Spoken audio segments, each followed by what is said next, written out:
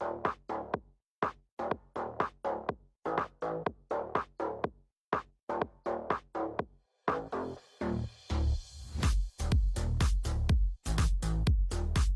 there this Sunday.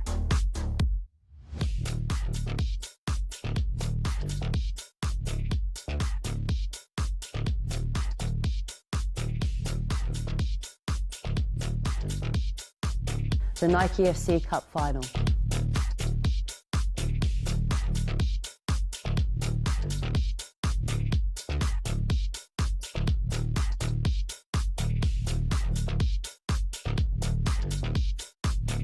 We're ready. We're ready.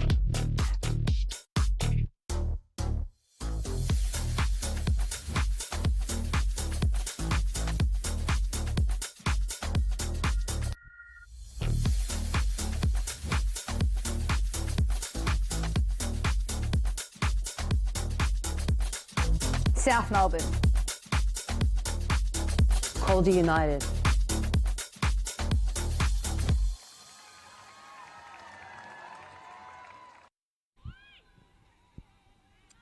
Welcome one and all to the Valley Park Events Centre. Well, this is it. Many months ago we started with 89 teams and now we are down to just 2. South Melbourne against Calder United in the Nike FC Cup final. Should be an absolute cracker of a contest, I'm sure. Thank you ever so much for joining us. If you are joining us on Football Victoria's Facebook or YouTube page, if you are joining us on NPL.tv, or if you are joining us on Optus Sport. Great to have Optus Sport coming to the party once again to broadcast this game. My name is Joey Lynch, joined by a great panel to take you through what should hopefully be a great game. The man to my immediate left is Lockie Flanagan, who will be on sideline duty. Lockie, should be a big game. You're looking forward to it? Absolutely massive. I mean, Calder and South Melbourne coming into this with massive ambitions. Calder looking to try and make it, a 5th consecutive Nike FC Cup final victory, whereas South looking to break that Cup final hoodoo. I mean, I don't really think you can go into a game with a better narrative than that, Joey. Indeed, and to my left we have 2 individuals. Well, they'd much rather be playing in this game than standing on the sidelines commentating and giving their expert analysis. Holding the microphone, we have Heidelberg United's NPLW coach Jono Clemente, and next to him FC Bulleen Lions goalkeeper, Argentine international Gabby Garton. Jono, I'll start with you because you've got the mic. What are you looking forward to? Cup footy. This is also what it's all about, isn't it? So, very excited to be here, and obviously, credit the Calder himself for getting here. But Cup footy, anything can happen, which is, like you said, Lucky, great storyline coming into it. So, very excited to see how it unfolds. And Gabby, what are you most looking forward to seeing today? Yeah, I think like what Jono was saying, the fact that Calder's already won this 4 times in a row, South looking to sort of upset that, and a lot of young blood in South team, a lot of experience on Calder's side. So it'll be kind of an interesting matchup of youth versus experience, so looking forward to that. Well, this one is more regular service compared to last year's. We are, thankfully, finally getting a full season of NPLW under our belt, and that means that these 2 sides have met twice so far this NPLW Victoria season. The most recent occasion just over a month ago, back in round 12 of the season, and it was Calder United coming away with a comfortable 3-0 win after previously winning 5-0 earlier in the season, the heaviest defeat in South's NPLW history. Jono, Calder really have had the wood over South this season, haven't they? I think for most teams, to be honest, Calder are, they've been, the benchmark in the NPLW for so long, but you mentioned the previous result there. This is a different South team with a different coach, with a different energy, and I've said it all year as a coach all along that this South team has some quality players in there with A-League experience. Once it clicks, this team can be very solid, and it could, hopefully it's tonight for them. But definitely, I think you can't read too much into that past result. Indeed. Well, as Coach Jono Clemente mentioned, South have become really a different team since George Georgiadis, their interim boss, took over. They have lost just once since he moved into the dugout. Really, well, unfortunately, I'm sorry to say this, Jono, but upset your Heidelberg United in the semi-finals of the Doherty Cup in the Nike FC Cup, and then really have gone on a run since. And I'm thinking, Gabby, as a player, when you've got a new coach coming in, you've seen a turnaround in form, is that what the message will be? Just forget all the previous league meetings, just focus on the now? Yes, I think for sure. I think this team is coming into it with a bit more confidence probably than the last time that they met. Like Jono was saying, a new coach sometimes brings new energy, and this team seems to start to be clicking as well. Like I said, there's a really young squad, a lot of talent in this squad, so if they're able to sign up for work as a team, it could be a chance for an upset today. Well, but on the opposite side is the sustained excellence that is Calder United, Lockie. I mean, what more can you say? 4 straight Nike FC Cup titles. I mean, they are the most successful side of the NPLW era here in Victoria. I mean, I think they've only conceded 6 goals in all competitions this year, Lockie. I mean, do you think, like, a lot of pressure on them, do you think they're going to fold under that or rise to the occasion? Well, I think history would suggest it'd be almost impossible to go against Calder. But it's funny, Joey, because we sort of talk about that Calder supremacy, that reign of success, particularly in this Nike FC Cup final. And the interesting thing is that at the start of the year, I remember speaking to Mark Torcaso and bringing in 6 or 7 of the under-19s into the seniors for this season. This was supposed to be the year that Calder started focusing on development. If that came at the cost of a few results they didn't want, so be it. And yet they've been able to bring those new players into the fold and maintain those high standards. So you would expect them today, even though South are well and truly fired up, to head in confident of making it 5 in 5 attempts. And Gabby, I'd like to ask this question of you. Obviously, this is a rematch from the 2021 Nike FC Cup final in which Calder United ran out 3-0 victors. But players, what are players thinking heading into a big knockout game like this? Obviously, it's not a league fixture. There's no tomorrows. This is a cup final. What will be the mindset of these players as they're doing their warm-ups right now behind us and then when they head into the dressing rooms for that pre-game talk? I'm sure the nerves are firing. You're anxious to get out there. You're approaching this definitely different than in a normal league match for sure. It's one thing. It's one of those games where anything can happen. So I think the experienced players on Calder's side are probably getting around the team, making sure that the players are focused, the team's focused.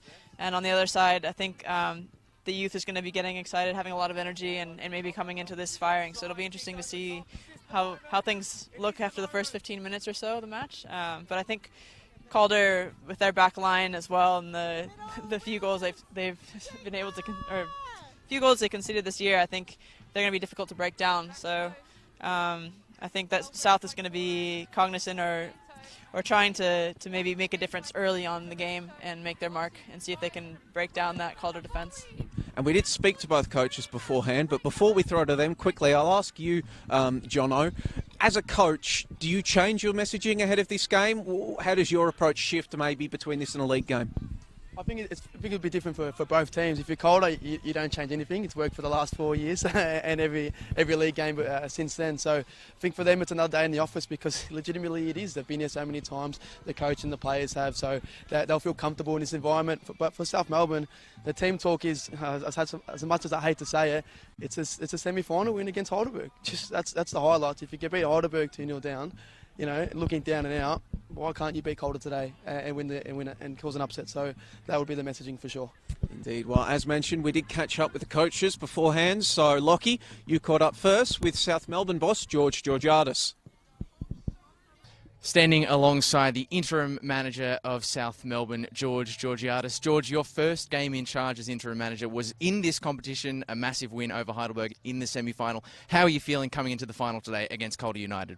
Yeah, absolutely ready to go. I mean, we've prepared really well this week in relation to the team formation, finding that balance. So, really, you know, the roles of the individuals, they've got a really good, clear understanding. I think we can give this a really good hot go. And obviously, South Melbourne have been brilliant in the Nike FC Cup this season. We mentioned the semi-final, but it does get to this final stage where sometimes South historically can fail at that final hurdle. But it's a big opportunity for a young squad today. How are you feeling about potentially breaking that hoodoo and lifting the Nike FC Cup for the first time? Oh, we look at different moments for different stages and so forth. We know how big this Nike FC Cup is for us.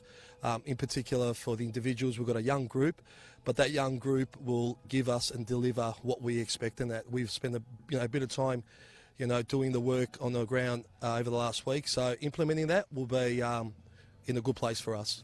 George, it's a massive opportunity that presents itself, not just for a youthful side, but also principally for yourself. Best of luck today. Thank you so much. And as the tunes ring out here at the Valley Park Events Centre, just Lockie not appreciating my dancing during that interview, but beforehand Lockie also did catch up with Calder United boss Mark Torcaso. With me is one of the most in-demand people in Victorian football at the moment, the inaugural head coach of Western United for next A-League women's season, but principally today, the head coach of Calder United.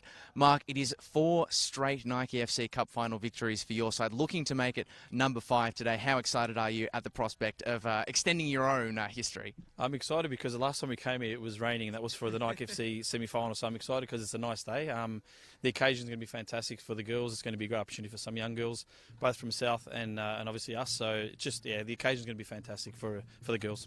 Well, on the subject of those youngsters that you've brought into the fold this season, we have seen a few injuries. How's the health of the squad heading into today's game? There's a few key players obviously out. Adriana Tarante's out for a couple more weeks. Harriet's out for another few more weeks.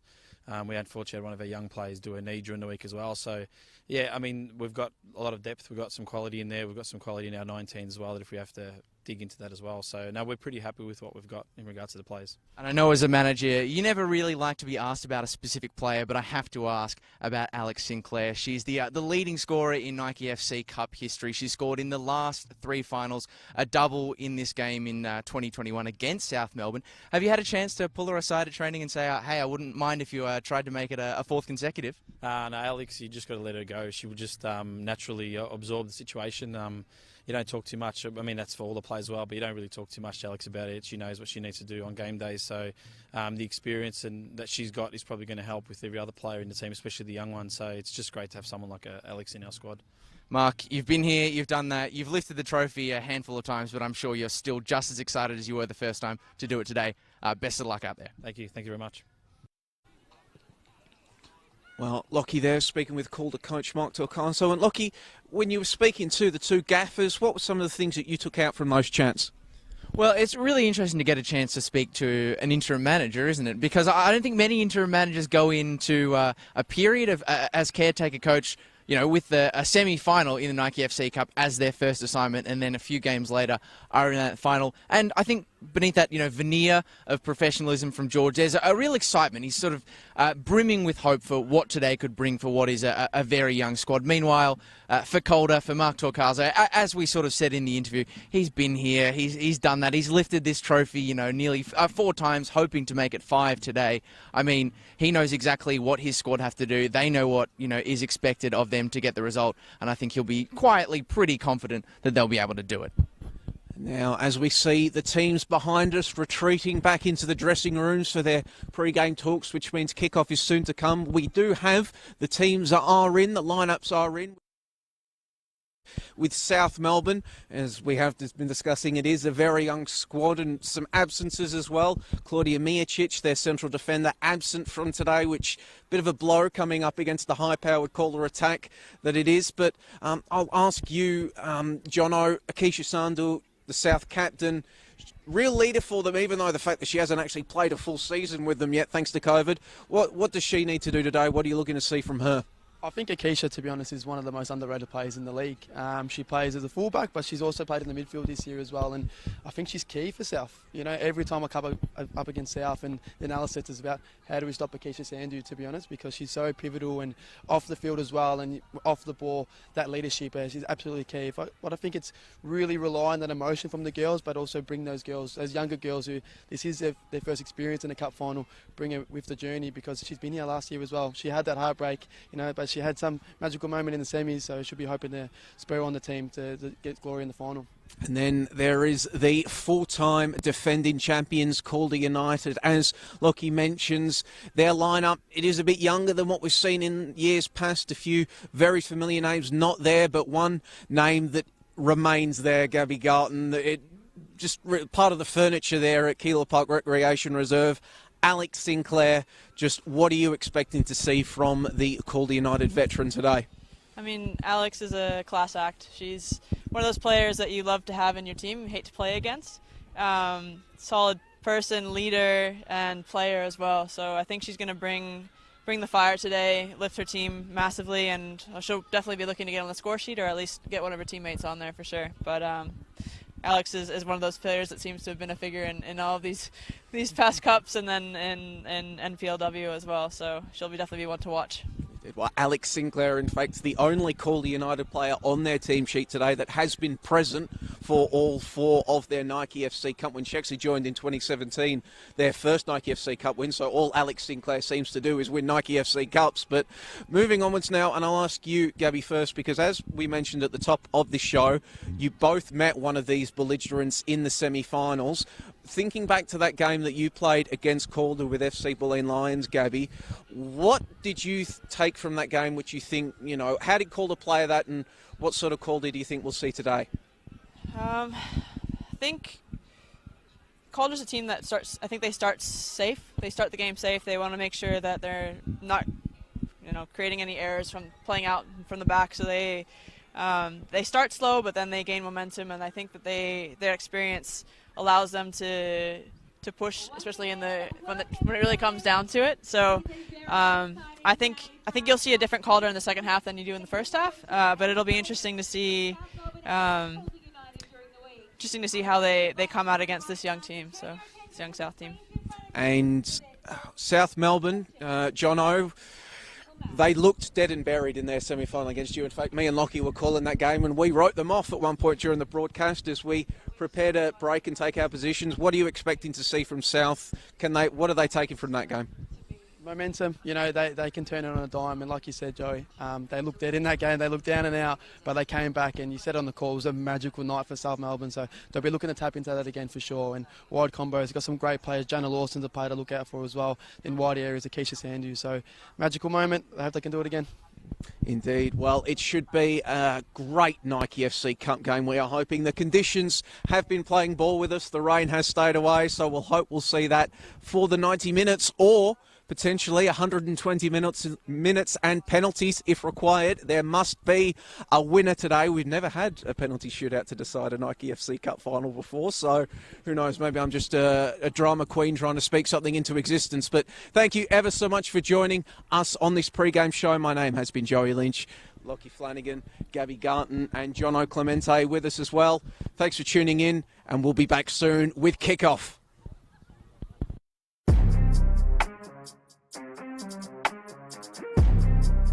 We're super excited for the Nike FC Cup final. We've been putting a lot of effort and work into training, so to be a player in this moment at this cup is going to be extraordinary. To win a Nike FC Cup, it means everything. We've got everything to lose, but at the same time so much to gain, going for our 5th consecutive cup, so it just means the world. We're so excited to go into this Nike FC Cup final. This is an opportunity for us to show the talent that we have in the team, and to be in front of a big crowd, a big broadcasting environment. The players would have the ability to show what they can do, and hopefully we can bring home the silverware. The Nike FC Cup is so important to us. The girls have worked so hard all year, and to just add more trophies to the collection, would be amazing for the club and most of the girls. Yeah, it's been amazing. I mean, the last 4 weeks in particular has been about growing the team around our capabilities, and I think every one of those kids are actually showing that we've got what it takes to be at that level. So we're really looking forward to obviously the challenge, but it's all about being brave and courageous. With the Nike FC Cup final, it's important to understand it's prestigious. It's an important thing to try and win. Just trying to level head the players, make sure that they understand that they are playing in a final, but also treat it as if it's another game. And with it being obviously the importance of a cup final, a Nike FC Cup final, that's obviously what's important about it, but we want to make sure that we're as comfortable as possible. This Nike FC Cup final is going to be a huge event for South because we haven't won in this cup final yet, so this is going to be a trophy that we're going to be striving for to bring home to the club, so that they have this opportunity to flourish and show what we're capable of doing. Not many girls have experienced, a final. This is their first time, and some are experiencing for the 2nd or 3rd time. So I just want them to go out and enjoy themselves and enjoy the moment and just feel what it's all about. The support around us is just amazing. Amazing bunch of girls. We all love each other, and we're just playing for each other. I think when you have that passion and that love for your teammates and the game, it just makes everything fall into place. We've never won it, so that is brand new silverware. I know South Melbourne has won their fair share of champions or league titles. We haven't won a Nike FC Cup, so that's something that's kind of that empty space in the cabinet, and we want to be the ones to bring it. It's very important to go into that game and enjoy it, and whatever happens in the game happens, but it's more about letting everyone have a feeling of what it's like to play in a final. And I guess that's something that we try and emphasise at Calder is experiencing these type of situations. So that's the most important thing for us. For us to actually win that as a club, and for the girls, I think we can take something that's going to be huge for us at the end of this year. So to be part of it, huge for us, but to actually be able to win it will be an unbelievable experience. I think it comes down to composure. We're all very, very confident back there, and having the midfield and the strikers ahead of us, we're pretty certain that we don't have to do much work, but when we do, we're ready. We as a team are set up by George, our coach, to play according to our strengths, but also have a look at what the other team's doing to make sure that we are able to adjust to their strengths and weaknesses and also play to our strengths as well. Our style of play is very different to others. We're a pretty dynamic and versatile bunch. You can grab a forward and put them into the defence line if they need to, or a defender like our centre back running forward, to score goals every now and then. So I think it comes down to versatility and just knowing how each other plays and learning that about each other. We know what their strengths are and we know what our strengths are. They're going to be a team to beat. They're the favourites. We're a bit of the underdogs at the moment. Given that they've won the last 4 Nike FC Cup finals as well. So as long as everyone goes into there knowing their role, it's going to be a great game. South's always a great side. It doesn't matter when you play them, if it's in a cup final, if it's in a league fixture. So I think for us, playing them in the Nike FC Cup will be a great occasion for both teams. But we're expecting them to be tough. We're expecting them to come out and really take it against us. But I think that we'll be ready and be ready to go against them. The day's going to be pretty special for all of us. Is a resilience, is a courage, is a bravery. We're ready for that. We're going to go out there and be prepared to win this game.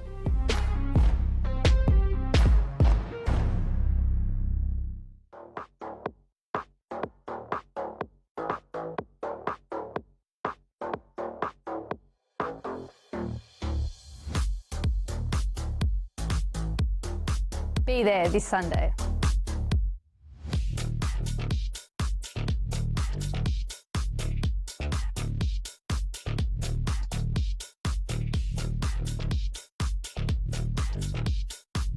The Nike FC Cup final.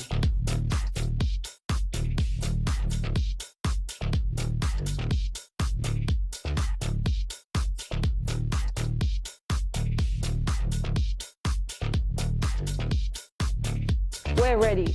We're ready.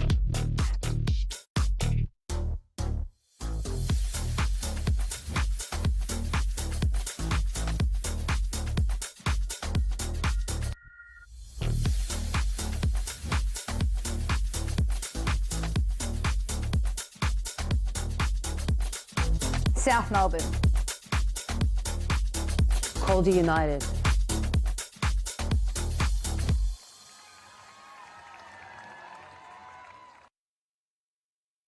Number 14, Kiara Ruffles.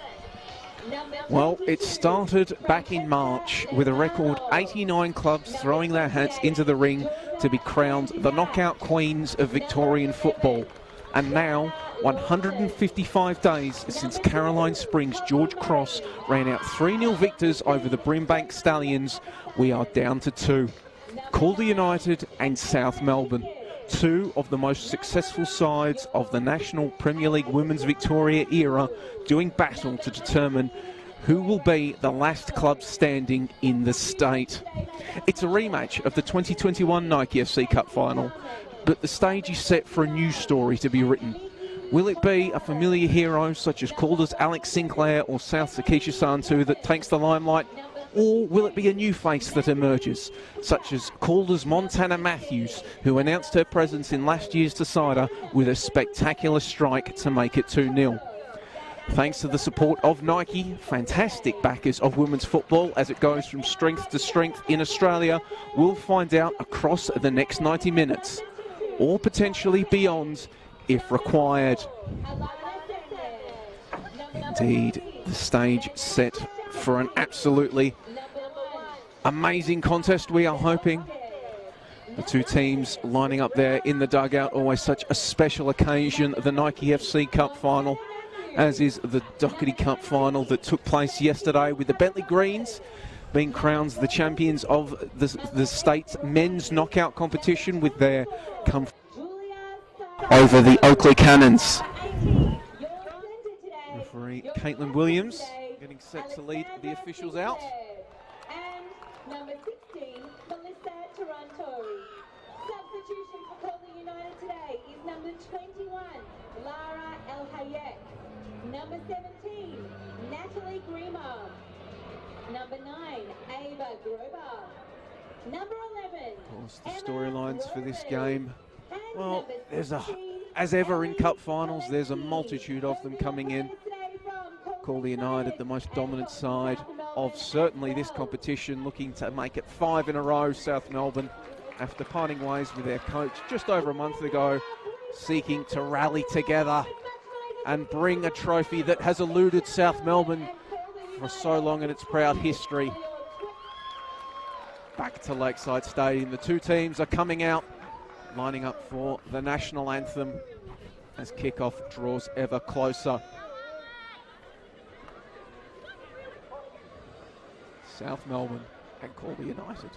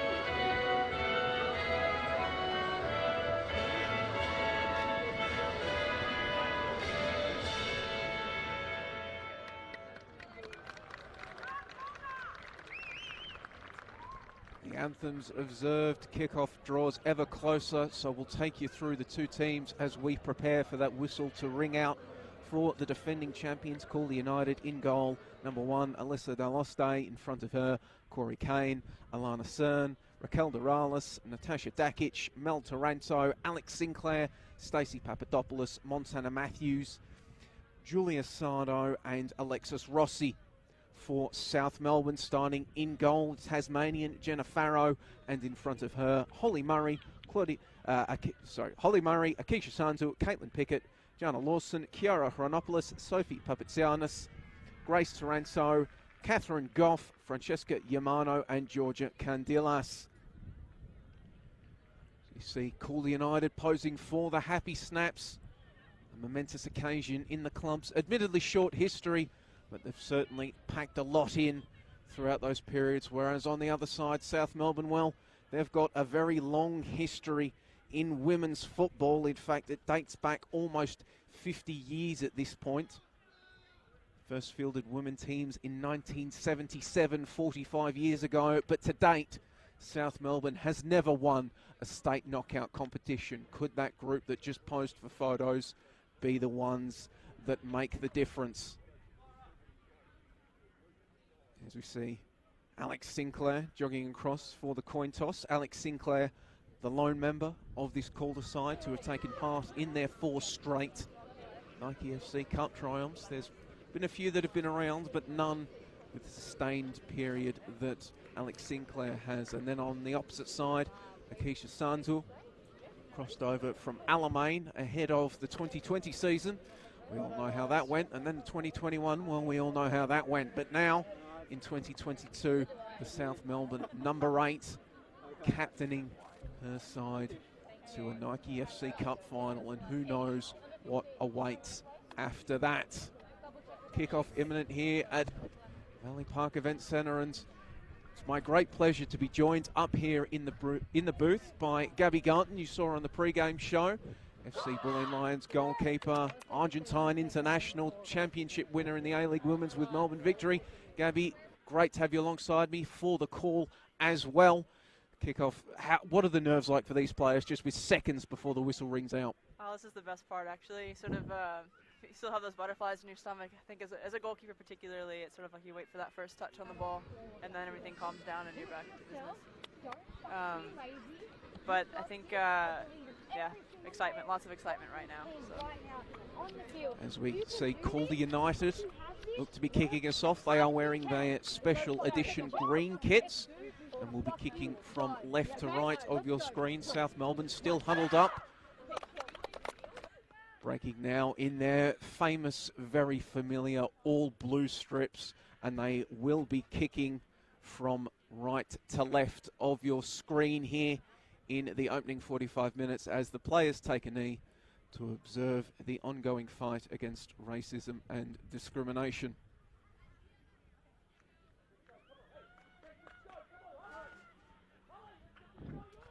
Calder standing over the ball. We are set.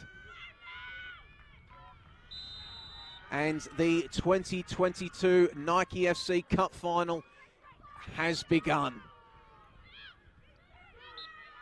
And almost immediately we have a stoppage as Mel Taranto is bundled over, and the first free kick of the game will go to Calder. Lana Cern standing over it. Western United's A-League Women's side's inaugural signing. No doubt a few more soon-to-be Western United players running out there today. Definitely for Calder United and potentially for South Melbourne as well. Cern trying to play it to Sinclair. Taranto turns it away. Grace Taranto will also be playing in the A-League Women's season to come, except she will be doing so for Canberra United, as Sinclair charges that one down for a throw-in.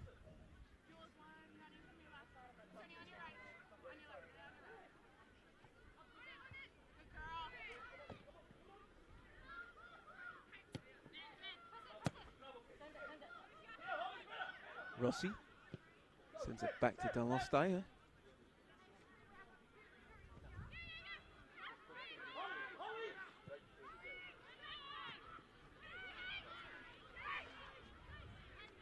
Papadopoulos sends it out to Sardo on the right. This is what Calder like to do. Knock the ball around, but then Sardo's attempted pass forward. Charged down by Taranto. And then the other Taranto, Mel Taranto, will win it back for Calder United. Of course, Mel Taranto running around there today for Calder United. Her sister Adriana unavailable with injury. Hopes that she will be back for the NPLW Victoria Finals campaign. But we do have two Tarantos out there anyway, thanks to Grace, as this ball is whipped in. Cern gets another touch. Montana Matthews.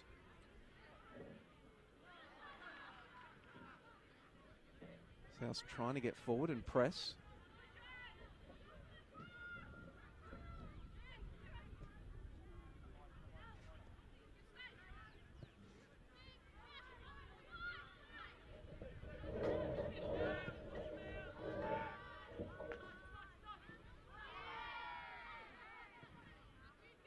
Sinclair. Adrianopoulos for company, so she played the way she was facing. Back to Matthews. To Delostea. Gabby, when you're facing a press like this, you can't play through them. What's the key here? Is it patience? Do you force the issue? As a goalkeeper, what do you want to see your defence doing? I think they're not quite pressing hard enough to where you have to play over the top, but we've got... Here comes Yamano for South Melbourne. Trying to break through, but Natasha Dakic, safe as houses, follows her and puts the ball out. I think this is what South is going to have to do, is try to press, force an error in the back, and take advantage of the pace that they've got up in the front line.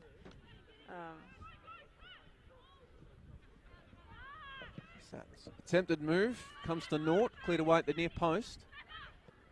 South will collect. Side look for territory, she can't clear Holly Murray.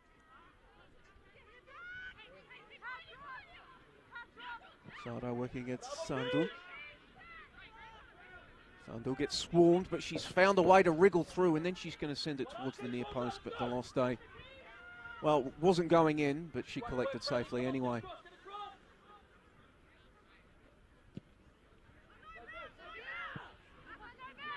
Bouncing ball forward, knotted up. Sinclair's there.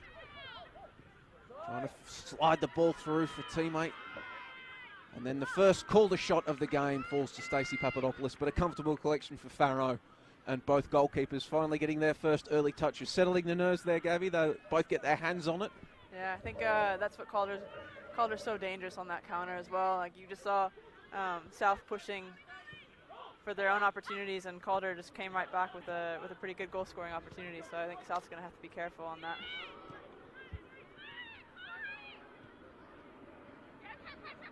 Sado set a task to trying to keep it in, which he accomplished that, but in doing so gave it to Sandul. Sandul gets it up the line, Lawson on it.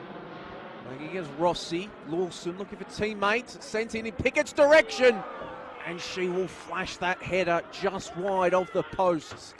First real chance of the game for either side. Just Pickett can't convert. That's South's threat, is their speed down the line and getting those balls into the box. I think that's going to be key for Calder, is trying to keep it as a back line, keep South in front of you, not letting them get in behind into those spaces. That was something that Coach Jono Clemente observed in the pre-game show. Sandul's work up and down the flank was involved there. She teed up Lawson, who's on the ball again, although it's going to be stolen away by Papadopoulos. Rossi knocks it forward. Kat Goff will watch it roll out. Kat Goff playing as a right back in this game, possibly the quickest player out there. Normally deployed up front, but Georgiana's today slotting her in at right back. Big coming together there, and the aforementioned Goff will give away the free kick. Might have been part of their adjustment due to the lack of Miocic in the lineup. Some forced reshuffling. We can see that it is Grace Taranto, who has been playing as a 6, has slotted back into a centre-back position there for South Melbourne in the absence of Claudia Miocic. Forward for Sinclair. Knocks it up. The two captains do battle. Sandul will gain a bit of territory and give her South Melbourne's teammates time to reset.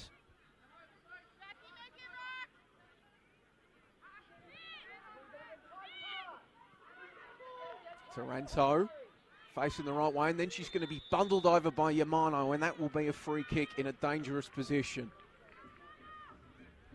Calder's really strong on set pieces, so South will definitely have to be well organized on this and attentive. We've got some good free kick takers and also some very good headers, so very dangerous in balls in the air on set pieces. See Alana Cern standing over it, loves a hit from outside the box, does Alana Cern. In fact, I think all of her goals in the league this season, she's had 5 of them have been from outside the box, and most recent against Heidelberg. Although she's walked away, and it will be Mel Taranto to take this one. That was a shot as well, although she's certainly got enough teammates in the box. That's where it's go in. Players arrive in. Taranto tries to clear, can't do so. Pickett trying to charge out with it. Gains a bit of territory, albeit Calder have retaken control of possession in their own half. Taranto, Cern, high ball forward, Sinclair is lurking, Goff knocks it down. Kane, Duralis, Sado, whipped in, Sinclair, little back heel, Goff is right there with her again, and Sandul collects, and despite being monstered by Papadopoulos, gets it out.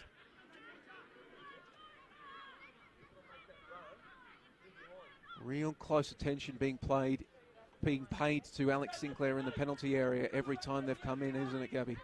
Yeah, you have to be very aware. She's very smart off the ball and gets into very dangerous spaces. So. Oh, this one coming forward now. Is this the moment?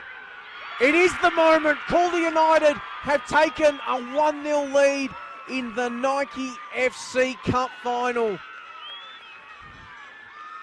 After less than 10 minutes, the 4-time defending champions again find themselves in the ascendancy.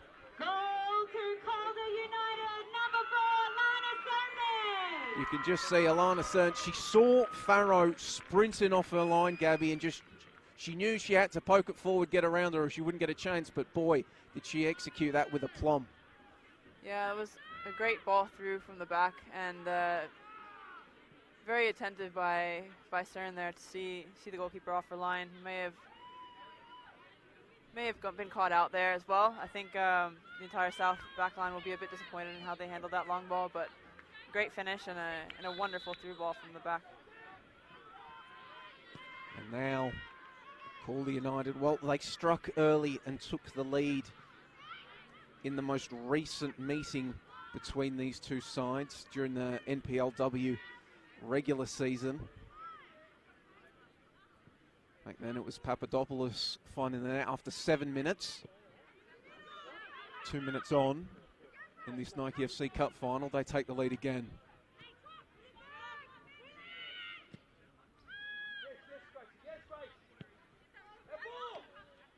Duralis can't collect Rossi's clearance out. Yamano, chance to get down the left. Sato going with her in the sliding challenge. Puts the ball out. South has also got quite a bit of height in there, so to see if they can make anything out of this corner.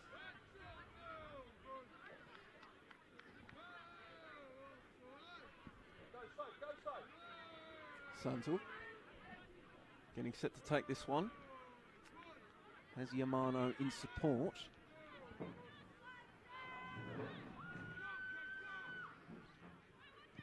Whipped in by Sandu. Daloste came. One fist on it. Not cleared away. Candilas couldn't find an avenue in. Goff gets it to Sandu.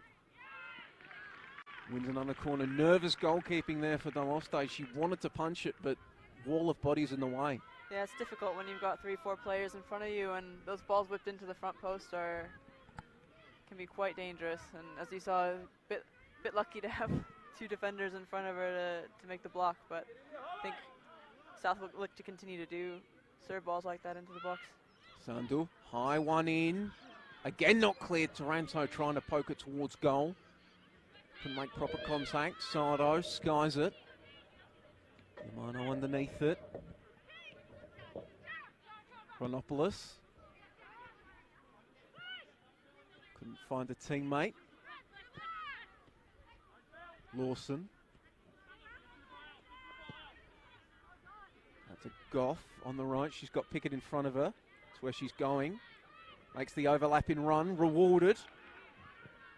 Couldn't make proper contact on the cross, but it doesn't matter because it's blocked away, and it's going to be another set piece for South Melbourne. You talked about the strength of Calder United on set pieces, Gabby. It's not just going forward as well. In fact, Steph Galia's penalty against them on the weekend was the first set-piece goal they've conceded all year across all competitions. So, that's impressive. I think they must spend quite a bit of time making sure that they perfect those in their training sessions. They've got some very good headers of the ball as well, and Alyssa's pretty solid in the air too. So that must be part of the reason why. Sandel sends this one in Goff's direction. She swarmed. Taranto to Murray. Blocked away. Falls to Duralis. Outside of the boot effort. Gives Montana Matthews something to chase. Papadopoulos is there with her inside if she can find her. Instead, she tried to take on Yamano, and Yamano very much up for the challenge.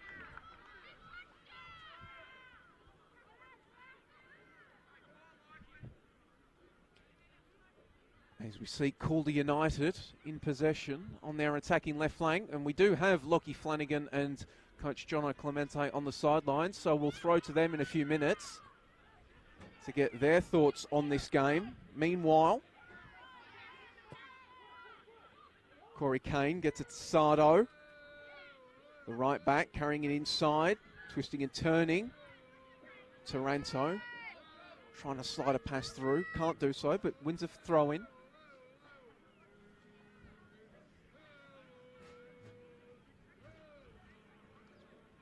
Sardo to Sinclair, gets it back, whipped in. Whoa, not exactly confident defending there from South Melbourne, but they will survive.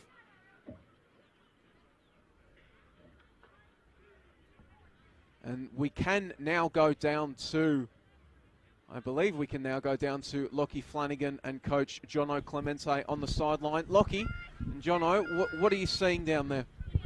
Well, we've had our first goal of the Nike FC Cup final. Jono scored by Alana Cern. Well, she can play right back, she can play central defence, defensive midfield, wherever you put her, she scores goals. Your reaction, and I noticed you spotted a few interesting things in the lead up to that opener.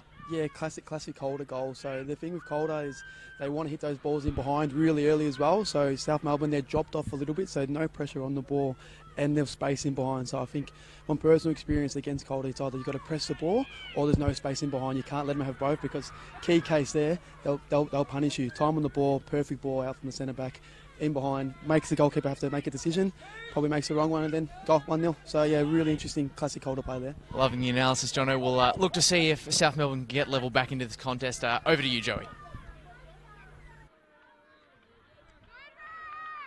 Thank you, Lockie and Jono, for your thoughts down there as Calder coming forward once more.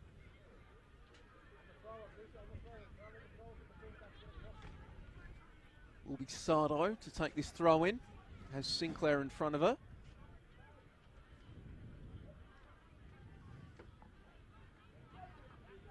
Turnover comes, Sandu.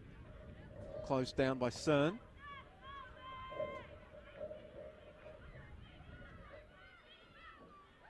Tight and suffocating spaces in there. Eventually Cern just knocks it clear and ooh, Papadopoulos arriving late. Farrow claims it just in time. Calder's is so clinical. You have to be really careful in terms of being clean in the back, not wanting to commit any errors there. It's difficult sometimes when they put you under pressure. So the South's going to have to be really, really careful in terms of playing out of the back and making sure that they're not giving up the ball in dangerous areas. Murray sliding that pass forward, looking for Lawson in front of the South Melbourne contingent of the fans over there in the grandstand. Good turnout here, the Valley Park Events Centre, for the Nike FC Cup Final 2021. Always one of the highlight events on the Victorian Football calendar, not Canada. Yeah, I think they might actually, sort of looks like the crowd's spilling over into other areas, so really great turnout. Good to see that many people coming out to support their squads. High ball sent in. But in the end, it just angled away from the South players and into the grateful arms of Deloste. Does have the best save percentage in the league, does Alyssa Deloste, albeit she has to face considerably less shots than most other goalkeepers. Such is the strength of the back four in front of her. Here comes South once more. Papatsanis out to Sandu.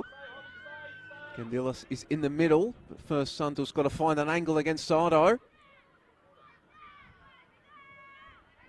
And in the end, just the weight of numbers wins the ball out for Calder.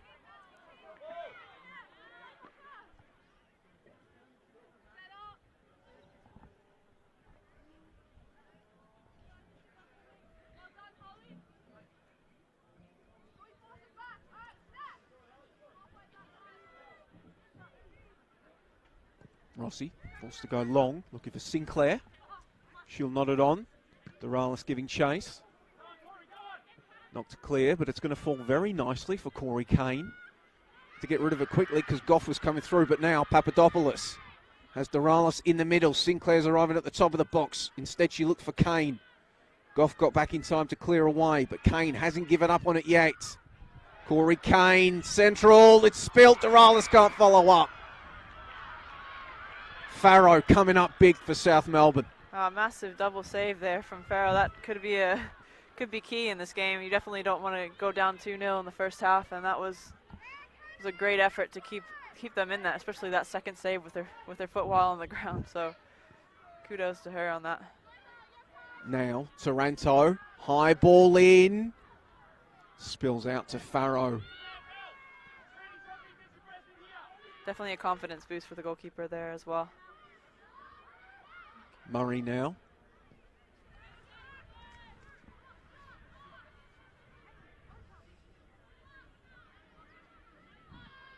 Lawson trying to reward the run of Pickett.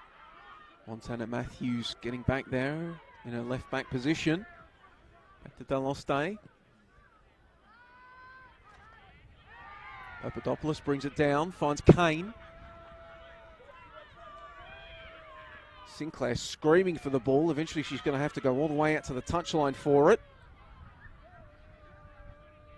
Grace Taranto had her back, forced her to turn quickly, and it's going to result in a turnover for South Melbourne. Patsanis, Candilas, Murray. But then just can't find a way through this Calder United defence, and it sort of feels, Gabby, as though South's best and the times they appear most threatening against Calder is when they're pressing Calder and when Calder actually have the ball, but South are getting forward and pressuring them. Yeah, 100%. I think that Calder's a difficult team to play out against, so if you're able to then catch them in their own half and put pressure and hope to create opportunities based off of their errors, that's probably where South's going to have the most success today. Rossi looking for Sardo on the right. Bit of time. Taranto getting in the way. Grace Taranto. Sardo can maybe have another go. A pass intended for Mel Taranto is going to get stolen by Yamano. Then stolen straight back by Alana Cern, the goal scorer. Montana Matthews. Looking for Papadopoulos. Eventually it will fall to her by way of a South Melbourne defender's head. Can't find the teammate, and Farrow collects. I think those initial minutes of a hard press, though, are kind of showing in South Melbourne. They're a little bit fatigued right now, so it might be interesting to see if they continue to press or maybe sit back a little bit and then maybe change up their game plan. I don't know if it's sustainable to press for the full 90 today. Taranto. Papadopoulos encouraged by Torcaso to take the play on. Looking for an angle in on goal. Still has the ball. And in the end content to watch it roll over the line for a corner kick.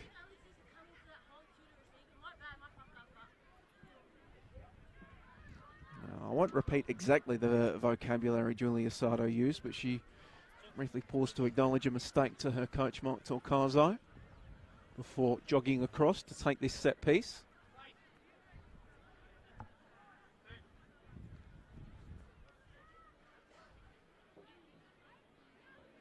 See a dearth of Calder bodies around the 6-yard box. Now the runs come. Farrow goes for a punch. Yamano turns it around the corner. Nothing but Calder bodies there. Cern. Well, it took a slide. It took a wicked deflection. Sinclair looks like she's claiming it. Cern's whipped it in from outside the box. We're going to have to go to the replay to get the definitive word on that. But regardless of who got the final touch, the result is the same. Calder United 2, South Melbourne 0. The ground announcer has given it to Sinclair. So I think that's where we'll have to go as well. She's got her 5th goal in Nike FC Cup finals. And, well, the mountain for South Melbourne, Gabby, just got that much higher. Oh, that's just a bit of clever movement from Alex as well. I don't know that the shot from distance was going to cause any trouble for Farrow, but the quick deflection from that distance is really difficult to react to. So great finish from Alex Sinclair, using all of her football knowledge and experience to just redirect that ball enough to put it in the back of the net. Well, you talked about her off-the-ball movement before, Gabby, just how intelligent she is, and, well, maybe fortunate with her positioning on that one, but she had to react to that so quickly, and just the placement on the header, superb. Yeah. Top quality from Sinclair there. Unfortunately, South are digging themselves a bit of a hole here to climb out of, but I think if they're able to keep the confidence that they had from the Heidelberg match, I don't think they'll consider themselves out of it yet. Well, as you are right to point out that Heidelberg match, Gabby. South Melbourne going down 2-0 in that one as well. They did grab a late goal just before half-time in that game, and that really propelled them to a second-half performance in which they stormed back to secure a 3-2 win. But with that said, they don't want to concede a third here. Comes Papadopoulos, trying to slide it through for Doralis. Sinclair trying to knock it back forward. She'll wrestle with Murray, and in the end it will be a free kick to South Melbourne. I mean, just to really illustrate the extent of the task that now awaits South Melbourne, if they were to come back and win this game 3-2, that would constitute, well, 50% of all the goals that Calder United have conceded up to this point. They've conceded 6 goals across all competitions all season. Now South will need 3 in one game in 65 minutes. Yeah, if it's they are to take this a one. tough task, but I think the thing about cup football is that anything can happen. So at this point, South has nothing to lose. So I think you're going to see them bombing forward quite a bit, and maybe resorting back to that press despite their fatigue. So we'll see. Meanwhile, Montana Matthews coming forward for Calder, trying to play Doralis into a bit of space. Doesn't come off. Murray.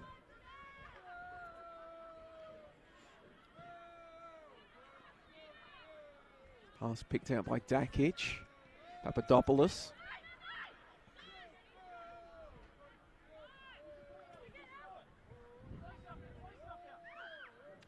Rossi.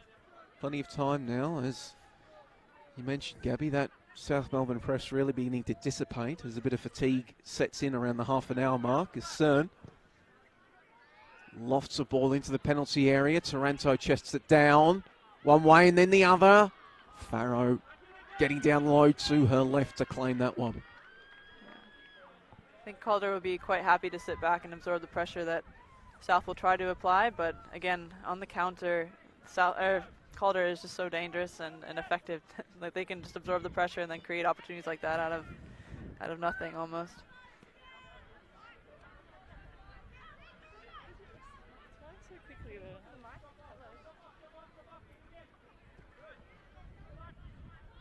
Rossi again, one of the new additions to this Calder team, joining for the 2022 campaign, the American. Spent a bit of time with Alamein in previous campaigns, so not a stranger to NPLW Victoria.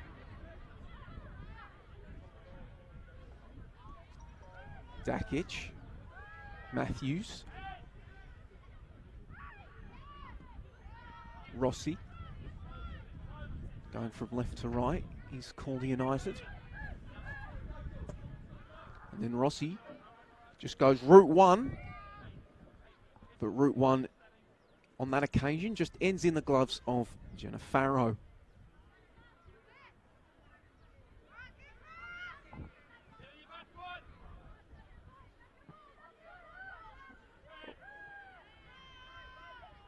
Sandul coming away with it after Cern and Candilas collided. Now Pickett trying to get on the end of this one, but Daloste off her line in a flash to claim. Brave there, because Pickett was just charging at 1,000,000 miles an hour. Yeah, Pickett made it a bit awkward for Alyssa there, but good decision to come out and break up the play in that situation. I mean, what runs through your mind there as a goalkeeper? Because it has to be a split-second decision. Do you come or do you go? What are you weighing up in that situation? I think you tend to think that if you're able to intercept the ball before there's a shot or a 1v1 situation with a player with the ball under control is much more difficult than coming out and preventing that situation. So I think Alyssa made a really good decision there to come out.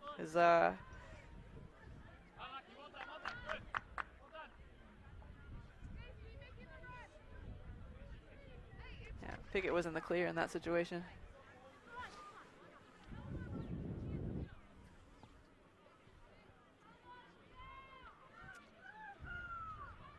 Taranto assuming goal kick duties. Kane gets in the way, but Lawson poked it back to Murray, round one. But then the turnover comes, just unable to play their way through this Calder United midfield with any sense of regularity is South Melbourne.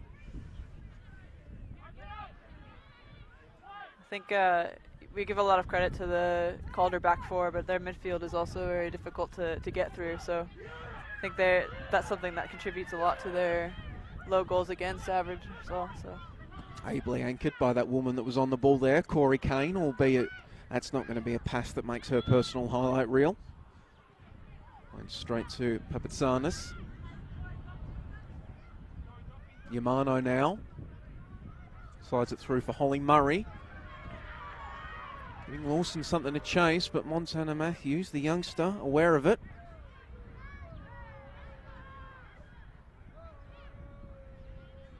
Dakic gets it to Sinclair.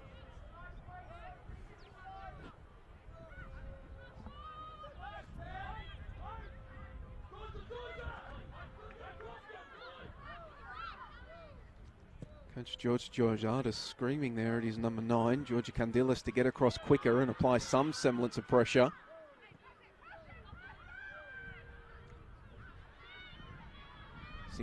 Sinclair looking for Doralis. Doralis making an absolute menace of herself in there. Renopoulos just had to boot it away at the second time of asking. It's going to result in a turnover.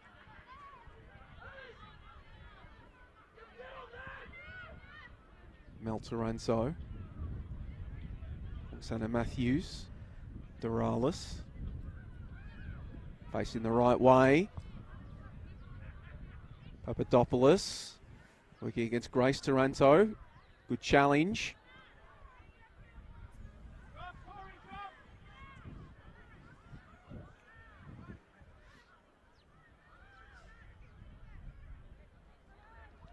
It just peters out there for South Melbourne once more. Just Holly Murray, really without much pressure on her either, putting the ball out for a throw-in. yeah, even though there might not be pressure on it in the moment, it's sort of against Calder, you're used to having pressure against you, so maybe she thought that she had less time than she did in that situation. Sometimes it's better to give the ball away out of bounds rather than another pass that could be more costly. At least you can set up and defend a throw-in rather than just get back on your heels with a turnover in open play like that. For sure. But another corner coming up now for Calder United. Sardo running across to take this one. Calder's normal set-piece routine is to have the two Tarantos. Mel and Adriana set it for a short one. Mel now subbing out her sister for Sardo. Their fourth corner of the game already, Calder United, so they're racking them up. As this one gets sent out to Cern, now she will hit it. Lofted the ball in, just trying to sort of place it into the top corner of the net, but goes wide. Yeah, I'm not sure if that was more of if it was a shot or a cross, but either way, it was sort of in a dangerous position there. So long ball forward, picked out by Calder. As an NPLW goalkeeper, Gabby, how much research can you do on like player tendencies and their preferences? Like, would you know heading into an NPLW game that Alana Cern likes to hit them from range?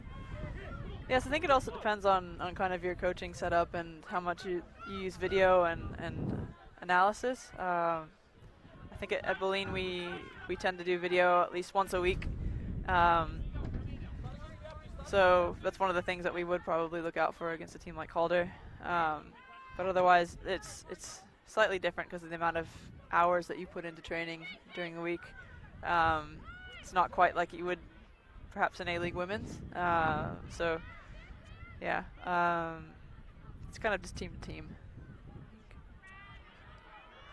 Battling now on the left flank, Yamano and Matthews. Yamano wins that battle, putting it into touch for a call to throw in.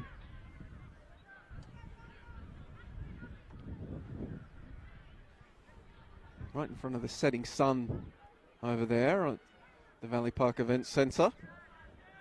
Sandu getting across and winning the ball. Lawson sending it forward for Candilas, back to Sandu. Gets round Cern eventually.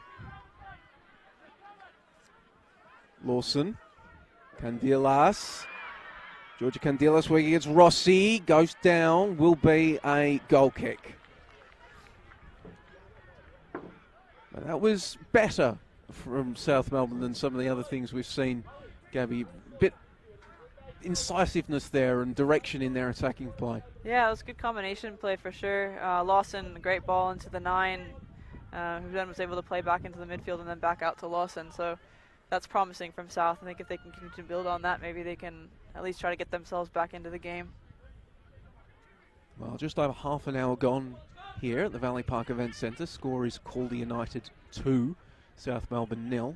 Lana Cern and Alex Sinclair on the score sheet for Calder United.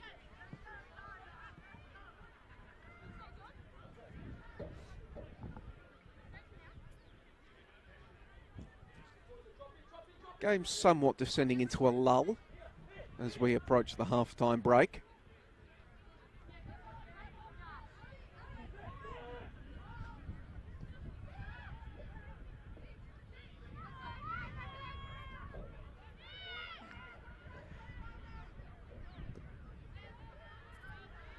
Lost day looking for Matthews. Goff getting across with her speed and couldn't steal the ball away, but she did just knock it back. Yeah, I think this is maybe a situation where as South you start to push forward and hope to force an error.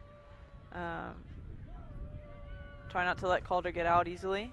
But again, keeping an eye out for Papadopoulos and for Raquel as well up top, Duralis. And Alex Sinclair, who are always threats on the counter. Murray flicks it across for Lawson and then just whip long and just bouncing. Maybe a bit more complicated by that sun that's no doubt right in Deloste's eyes. Yeah, it was a bit ambitious by Hermano, but you know, sometimes you got to give it a go. Got to buy a ticket to win the lottery. Yeah. Surprised that Deloste hasn't opted for the baseball cap at this point. Yeah, sometimes it's more uncomfortable than productive, I reckon, as a goalkeeper. Deloste, first time. Headed back by Yamano. Keisha Sandel battling for it, looking for Pickett on the left peg. Caitlin Pickett, sliding challenge from Rossi at the vital moment, put her off her game, maybe got a slight touch on it. And Deloste swallows the danger. That was an important tackle, I think, right there in the back. Looked like she might have had the back post. That was what she was aiming for, but good tackle there. Papadopoulos lays it off for Taranto.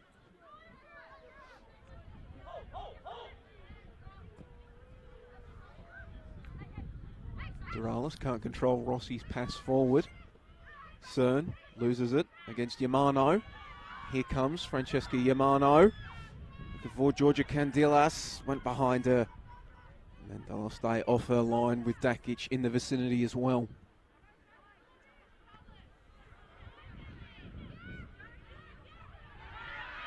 Coronopoulos is going to lose the ball here. Here comes Calder United. Duralis give a Papadopoulos. Kat Goff steaming back like a freight train to take the ball away and just put it out. That was good strength by Duralis to win it off the defender there and create something really out of a long ball that didn't appear to be too dangerous in the first place.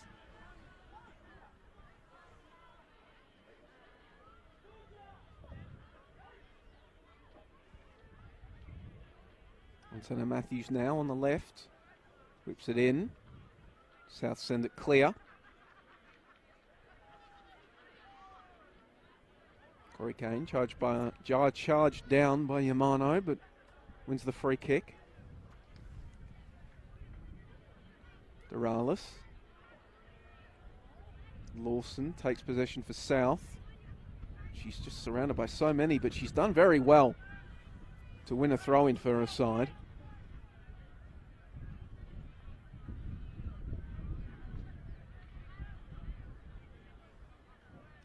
Just about 7 minutes of regulation remaining here in the first half. Calder hold on to that 2-goal lead.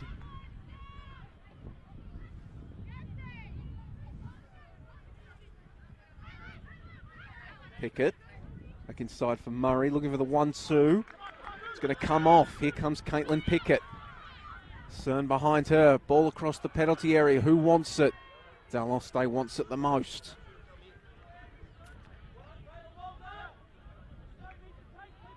I guess the important thing, Gabby, is that South Melbourne, they haven't conceded a third as we approach the halftime break, because I really think that would have killed this game off really dead. At 2-0, I guess you can still fashion a narrative if you're Georgiades about a comeback. Yeah, I think it's important if you're able to get one on the board, it sort of can turn the momentum of the game. And I think if you're Calder right now, you're sitting quite comfortably, but at a 2-1 lead's quite different from a 2-0. So I think that South will be looking to get on the board hopefully before halftime, and obviously Calder looking to hold on to that clean sheet and maybe add another and put the game away.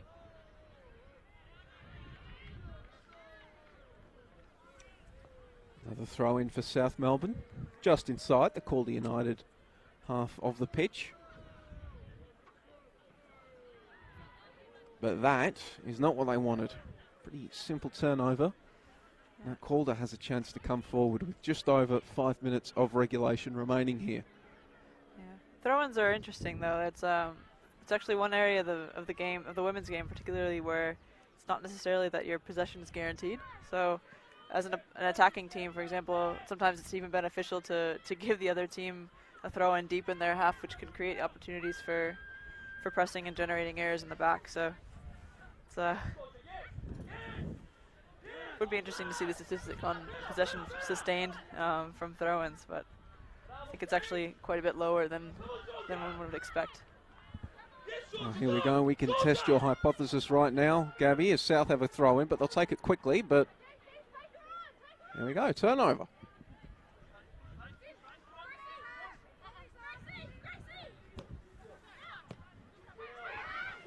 As South Melbourne coming forward once more. Pickett. Just played out by Rossi, and we will have time to throw down to Lockie and Coach Jono Clemente on the sideline once more before this halftime break. Played up the touchline. Grace Torrento and Pronopoulos there to keep Doralis honest.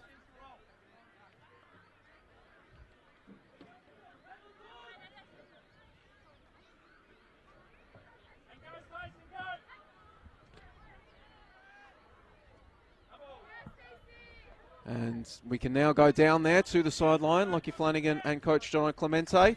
Half-time's approaching. What are you seeing, boys? Well, 2-0 down here on the sidelines, John. Since last time we crossed the irrepressible Alex Sinclair adding a second. Obviously, I'm sure you won't like me bringing this up, but somewhat familiar scenes for South Melbourne. They are 2-0 down late into the first half. We know they've shown their comeback ability in the semi-final. What could they maybe do to give themselves a route back into the contest? Well, it still haunts me. I'm still not over it, to be honest. But look, if you're a South fan, you can't write this team off. They've shown it before. If they can do it against Heidelberg, who are arguably one of the best sides in the state, why can't they do it against Calder? They've done it before in the Nike Cup. They've had some decent half chances as well. Like Alyssa's had to come in for a line, to really scream for those balls. Jana Lawson's looking threatening out wide. If she can maybe get those runs in a little bit earlier from wide areas, she'll look threatening. So they're definitely not out of this one, as we've seen before in a very infamous Nike Cup semi-final. Well, thank you for reliving the memory, Jono. We'll see if South Melbourne do complete another incredible comeback. Back to you, Joey. Thank you very much, Lockie, and Coach Jono Clemente for those observations as Georgia Candelas went down. And a bit of I had a few concerned onlookers around her when she went down to the turf, but looks like she's going to be okay. She's going to walk off under her own power.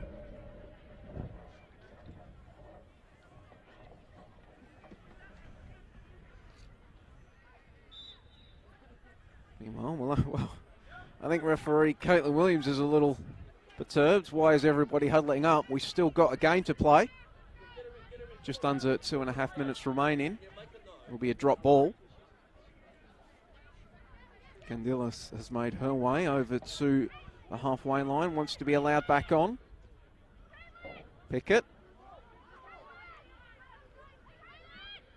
As 10 players south try to fashion something going. Candelas still not allowed to rejoin yet. Papatsanis. Yamano. Looking for Sandu. Can the South captain keep it in? Yes. Back out to Yamano. Back to Sandu. On offside. So the move comes to naught as Candelas rejoins the fray. Clever work by Sandu. It's unfortunate that she was caught offsides there, but important to keep the ball back, keep the ball in, and showing some clever footwork to try to create something for South.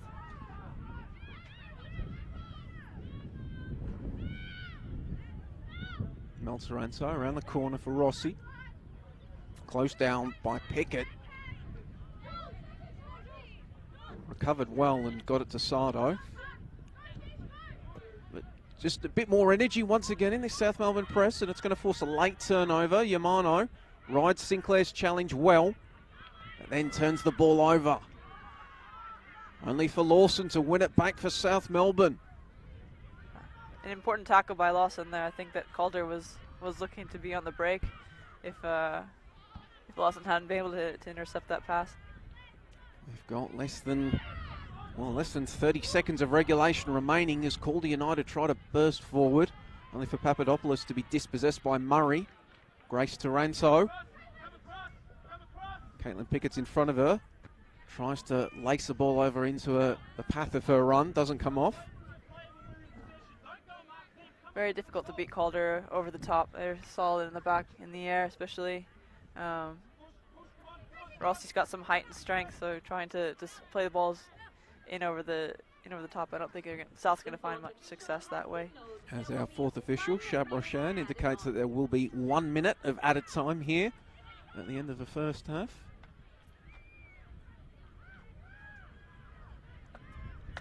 Goff. Diamano. Collides with a Calder player, but the bounce favoured her. Only for Sinclair to slide in with the challenge and force a late turnover. Third goal right now would really break the backs of South Melbourne as they get numbers back to defend. Sardo. Pass picked out. Monopolis plays it forward. Candilas for Lawson. Does South have maybe time to get one more thing going? They did score late in the semi-final against Heidelberg. But Dakic, as she is wont to do, frustrating her opponents by laying the challenge.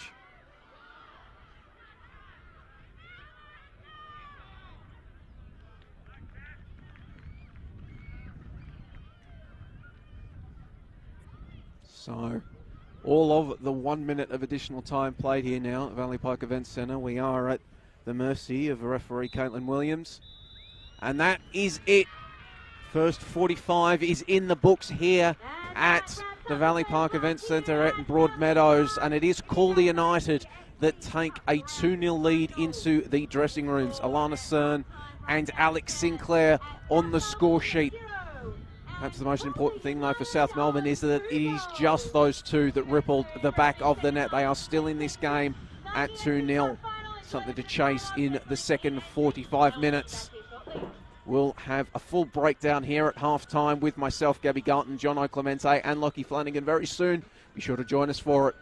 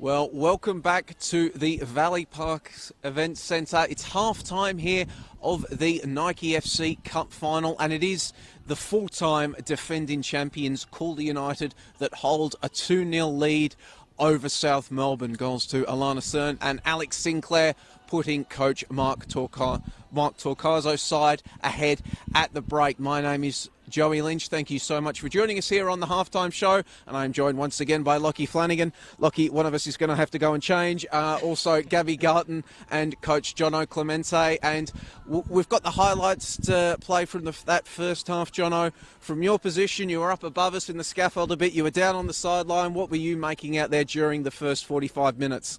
I think game plan straight as Calder would like it. So really interesting the way Calder play. They are super direct. They want to get forward as quick as they can, and they don't really play at the back for much. So for South's point of view, they can't press Calder at the back because they don't give them the opportunity. So the key to beating Calder and getting the goal is pressing them, but Mark Torcazo is obviously very aware of that and not giving them the opportunity. So really important from South's point of view. They have to manage the space in between the lines or behind the lines, which is really important at the moment. As we saw for the first goal, great pull out from the centre back up to the attacking third there with space. So in the second half, South really need to manage pressure on the ball, especially with Alana Cern, recently signed to West United, really dominating at the moment. Need to be pressing higher up the field, especially in the middle third, and making sure there's no space in behind. They can't have space and they can't have time. Because at the moment, that's why they're 2-0 up. And Gabby, on our way down here, we were talking, and I'll get you to share your thoughts now with the audience tuning in, just the mindset of South Melbourne. We were talking about how important it was that they didn't cop a third just before half-time. At 2-0, they can still talk, they can still believe. What do you think is in the minds of these South Melbourne players now, down 2-0 in a cup final, but with an entire half to get back into the game?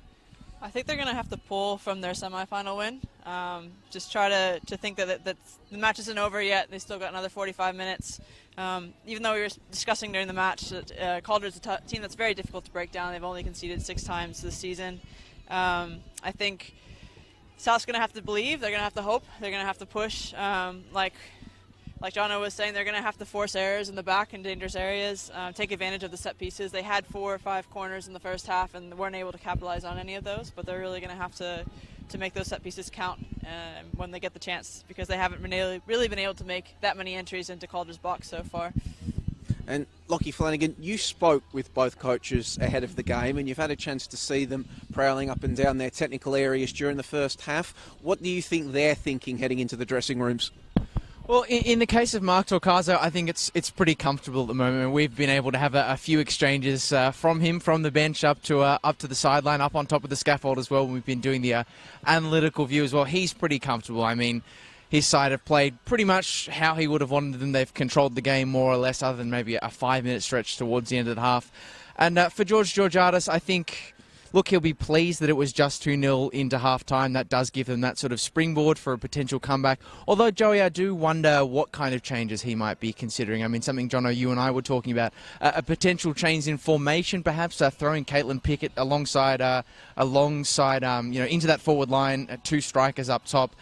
Maybe is something that they could utilise to potentially, give a bit more help up front.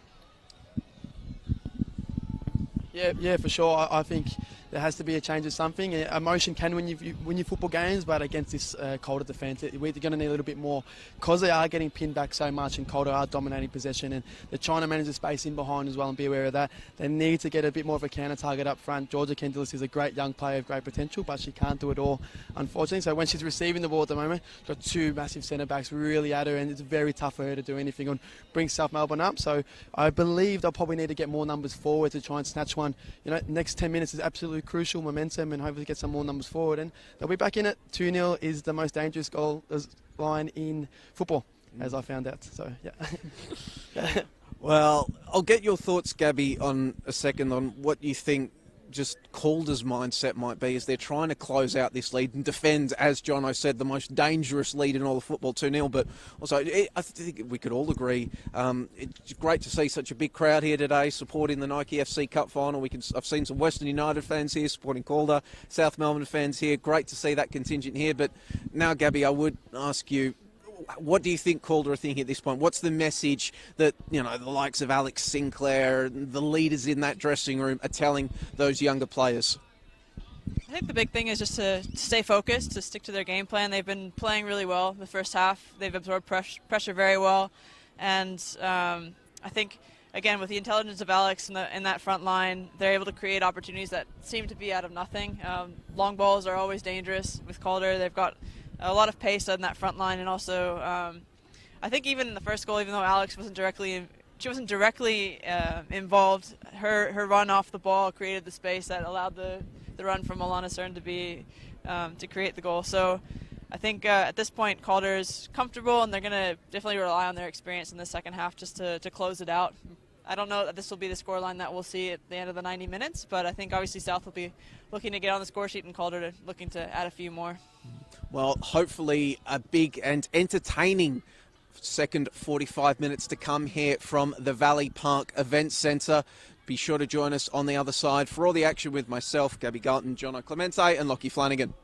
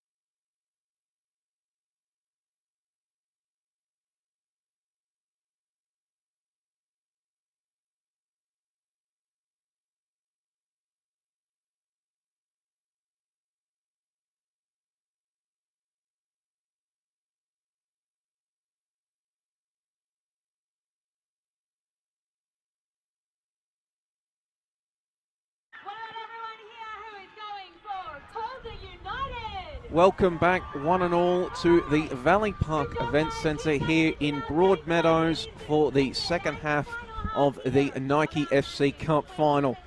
Current scores are Calder United 2, South Melbourne 0. You can see the stats rolling up there on the screens in front of you.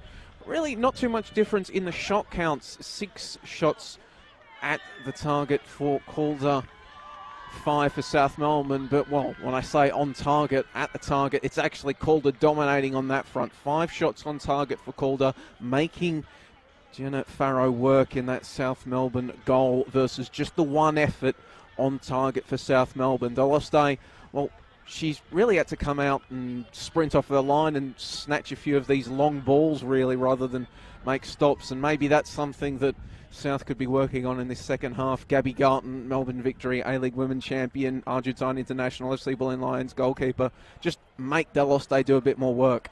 Yeah, I think you definitely want to try challenge her a bit more. I think Alyssa's done really well, like you said, coming off her line and preventing, really being sort of a proactive goalkeeper and preventing any sort of dangerous opportunities in the box. But I think that's also a matter of accuracy with South's passes as well, weighing those a bit better.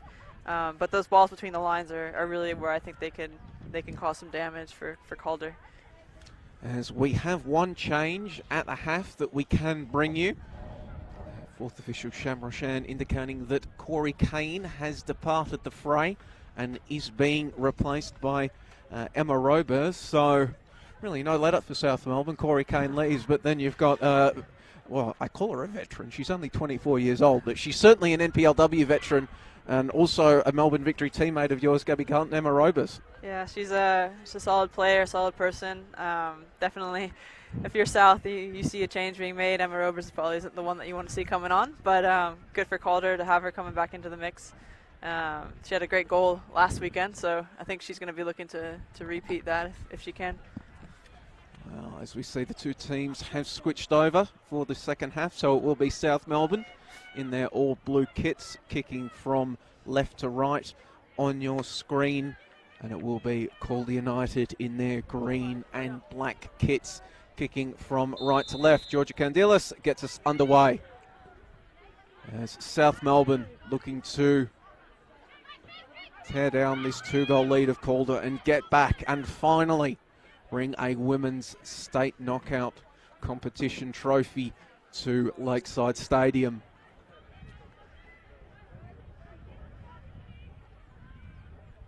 Yamano,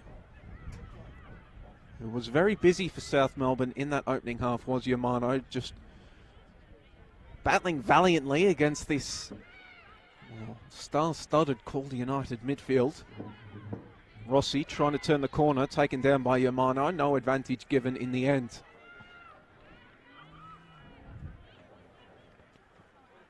Run through the benches, we've seen Emma Robers introduced for Calder United. They still have Lara El Hayek, El Talevsky, Ava Grober and Nat Grimmer potentially to come on. El Hayek is the backup goalkeeper. Of course, Corey Kane still can come on as well, given that it is interchange in the Nike FC Cup. For South Melbourne, they have Natalie Pitchak, the backup goalkeeper.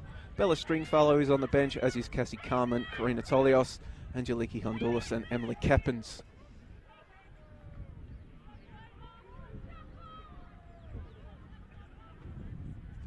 Sardo now. Carrying it forward. Signing pass forward for Doralis. Sends it back to Robers. And her first touch of the ball isn't one to write home about as it sails over the head of Papadopoulos. And out for a throw-in.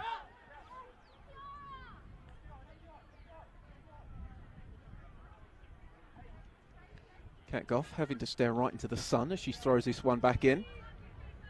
And there you go, Gabby. I think that you might have something on this the turnovers from the throw-ins once again. Switch of possession, now Calder's ball.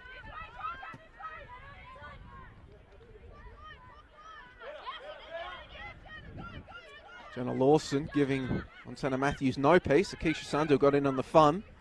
But Calder come away with it before a big coming together between Murray and Robers. be a Calder United free kick.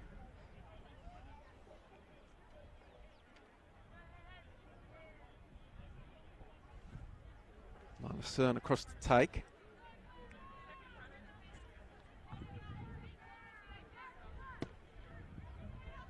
High ball forward. Takes a bounce in the end off Grace Taranto's thigh, and that gives Farrow the scope to get forward and claim it as her own.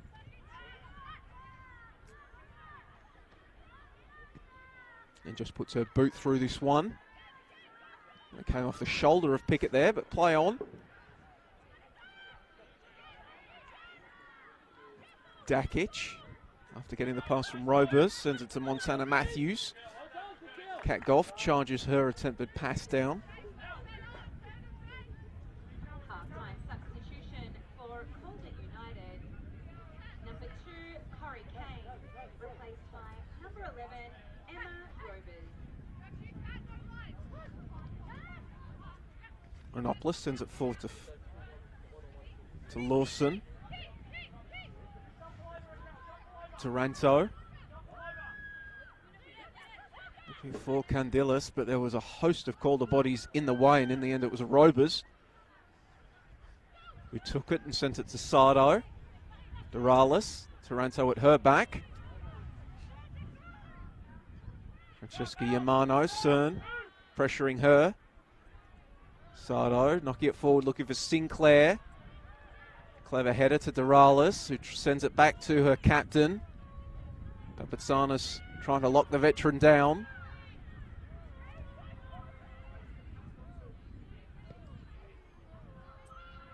Sardo skied that one and immediately cursed the heavens, but it's going to fall to Sinclair, and Sinclair's commitment is going to win her side a penalty. And she's down hurt on the turf.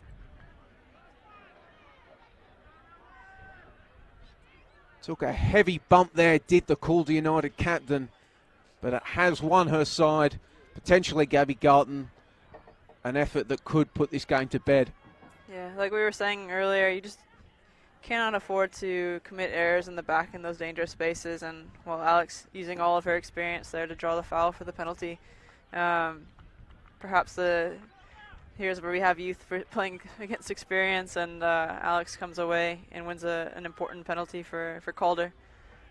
Now it's to see if Farrow can come up big for her team here. Well, keep them in it.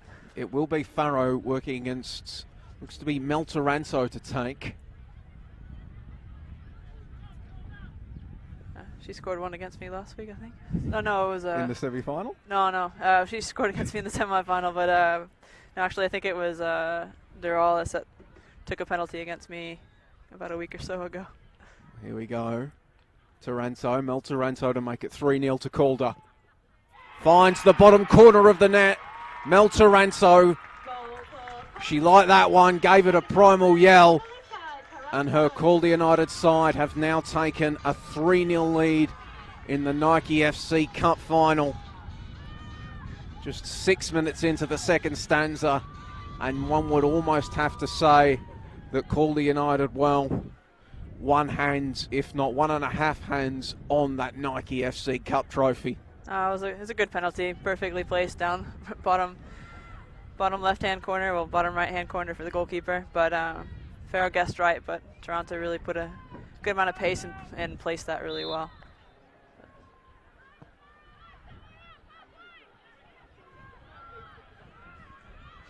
And now we'll see how the South Melbourne responds.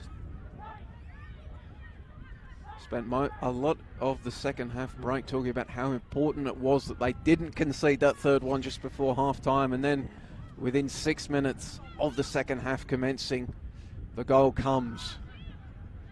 I think now South will be just trying to keep the scoreline as close as possible, but I think Calder is looking dangerous and confident, so I wouldn't be surprised to see at least a few more goal-scoring opportunities and perhaps another couple goals as well. Such an interesting scenario facing down South Melbourne now, because it is a cup game, so no rematches, don't worry about goal difference. And at the same time, South Melbourne currently coming into this game, they are second bottom of the NPLW Victoria table, and admittedly, they're not too far off the top four. I think it's just 4 or 5 points off fourth-placed Alamein as we head into the final 3 weeks of the campaign, but realistically, this could be the lone opportunity at silverware they get this season. Yeah, I think it's a chance for them to make up for the really slow start that they had this year. Like Jono has said before, they've got solid players, really a talented team. Just trying to find, I think, their rhythm and their identity as well as an entire squad. Lawson gets it to Murray. She'll lose out. Mel Taranto taking the ball away. Sends it out to Cern on the right. Players moving forward in support. Sinclair, one of them. Well, she's fallen over her own feet there, but has enough time to retain possession. Lawson applying the press to Dakic, forces the first time pass, but that press means that there's a whole bunch of space for Montana Matthews. Bursting forward, number 20, Montana Matthews. Sandel just bumps her off the ball. Now potentially the break for South. Alas, not with passes like that.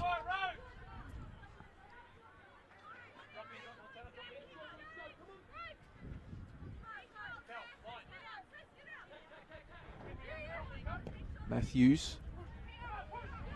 Calder, something to chase. Renopoulos gets in front.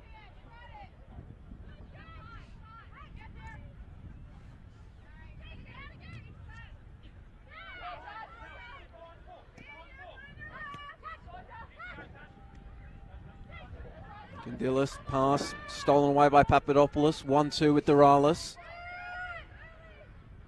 Stacey Papadopoulos sending it in Rober's direction, arrives to it first. Was in an offside position, so the cut back to Sinclair will go begging. Yeah, South happy to see the lineswoman's flag go up on that one. I think that was the dangerous situation that came up there. Yeah, it just felt very easy for Calder there to just swan through, and then Rober's a lot of space in the penalty area. Yeah, it sort of has seemed like that all game so far. Calder doesn't seem to be particularly fussed or worried at any situation in terms of anything that South has been creating, and then they're able to go forward and generate opportunities quite easily. That one will be coming back. Sinclair, I think she was onside to receive the pass, but came back from an offside position. But Calder immediately sees it back. Cern to Doralis. Sinclair looking at Sandu. Taranto trying to knock it forward. Appeals for a handball from the Calder dugout. Don't think there was one, and even if it was, probably inadvertent.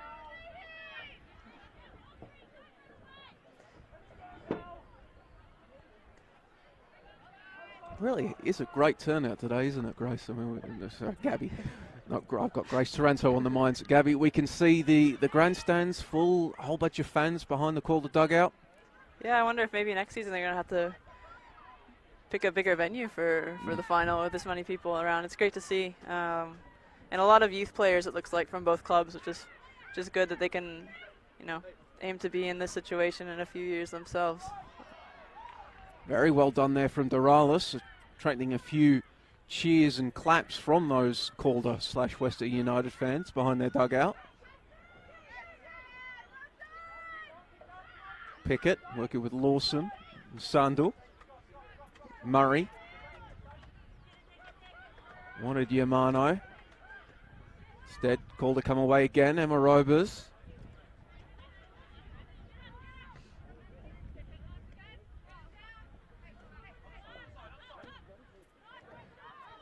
Calder making it really hard for South to get out of their half at this point. It would be interesting to see if they do make any sort of tactical changes going into with the rest of the game. As you said, there's nothing for them to lose here, so it looks like they're going to be making a substitution soon. See if maybe this player can bring a little bit of spark into the squad. Looks like both Calder and South Melbourne preparing to make a substitution. For South Melbourne will be Angeliki Honduras coming on. Ava Grober getting set to come on for Calder. It's going to be Santu making way for Honduras, it appears, if my look at the fourth officials board is correct. Dorales making way for Ava Grober.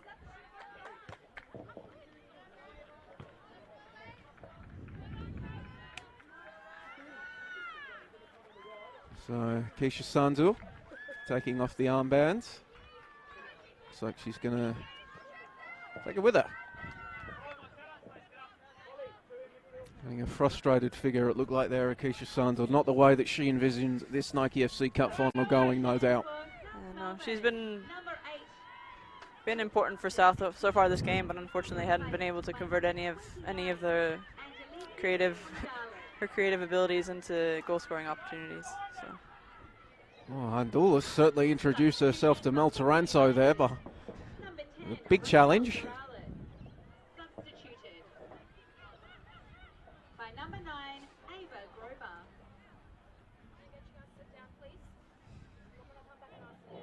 Ball in the hands of Sardo now on the right. Murray gets in the way.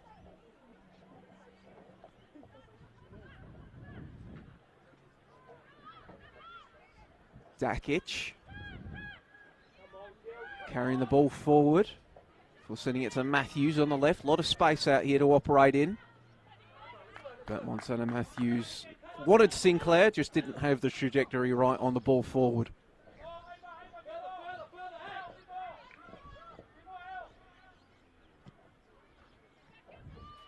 Barrow's boot forward. Candilas knocks it down. Yamano. Papatsanis. Goes to Murray.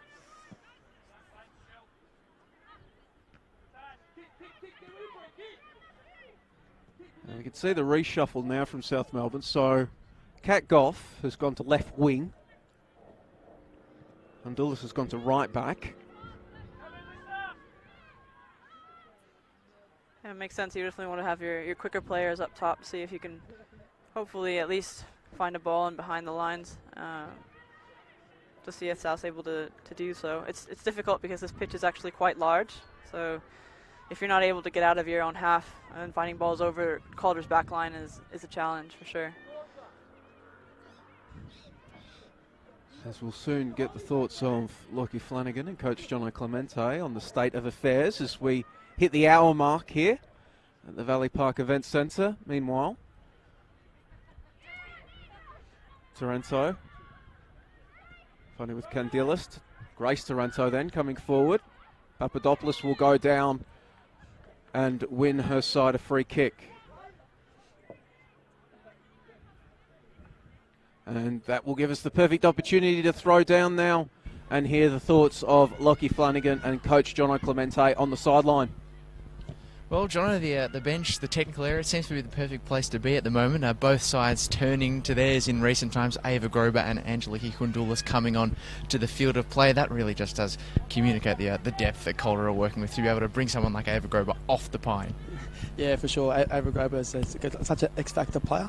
And yeah, like you said, just to bring her on, she's going to add a different dynamic to the game and a lot of pace, tricky 1v1. And it came on for Raquel Dorales. I thought it had a really good game as well. Really strong, different type of player. So yeah, definitely a different threat for South Melbourne to deal with.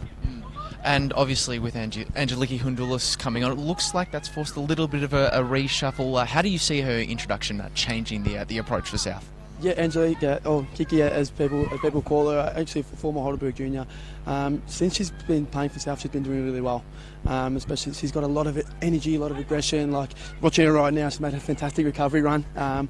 So she'll definitely give, hopefully combat, Ava Grober down on that side, which is not an easy task. But yeah, definitely a lot of passion for Kiki when she plays, and hopefully they can keep the ball a little bit longer as well.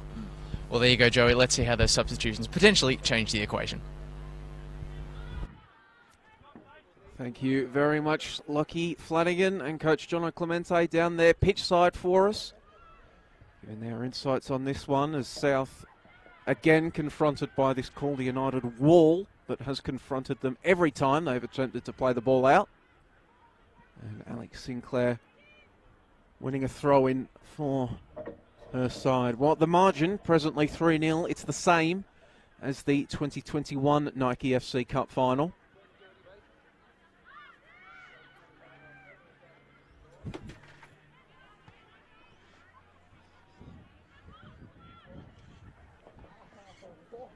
Yeah, I think South will be quite keen to get on the score sheet, at least maybe spoil the shutout or the clean sheet for Calder. But again, Calder just looking very solid in possession and both defensively and offensively at this point. I think sort of establishing their dominance and showing why they've been so successful, not just in this competition, but also in the MPLW competition this year. I think that a goal for South Melbourne will also just be important, because we did talk about they are engaged in a increasingly faint, they've got faint hopes in that battle for a finals place in NPLW Victoria, and they certainly do have a very challenging run home as well. Yeah, this season NPLW has been interesting. There's been quite some different teams in that top four this year, and it's quite tight as well. So I think South will be interested to see if they're hopeful to get into those finals. But like you said, it's going to be a tough go. Well, they are home against second place Heidelberg United in the next round of NPLW Victoria, and they have to play Calder United again. And then they finish the season away to Box Hill United, rivals Pythagoras, who themselves could be playing for a position in the top four on that last week of the season. Box Hill, one of those sides, alongside the likes of Alamein and FV Emerging, in a pitched battle for fourth place on the table. As Mel Taranto goes down, that one not winning a penalty, similar position to the area that Alex Sinclair went down and won her side the penalty that turned into the game's third goal. As South Melbourne preparing another substitution. Karina Tolios preparing to come on.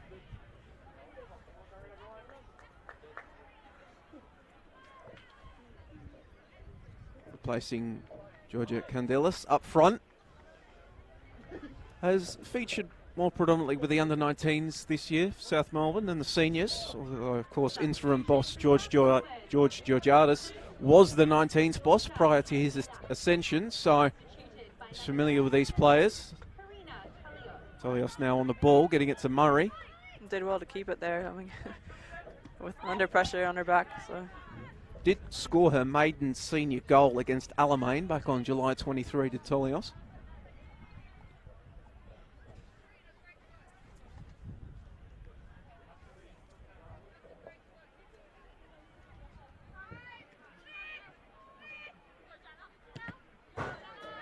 Matthews gets closed down by Lawson, but can have another throw in.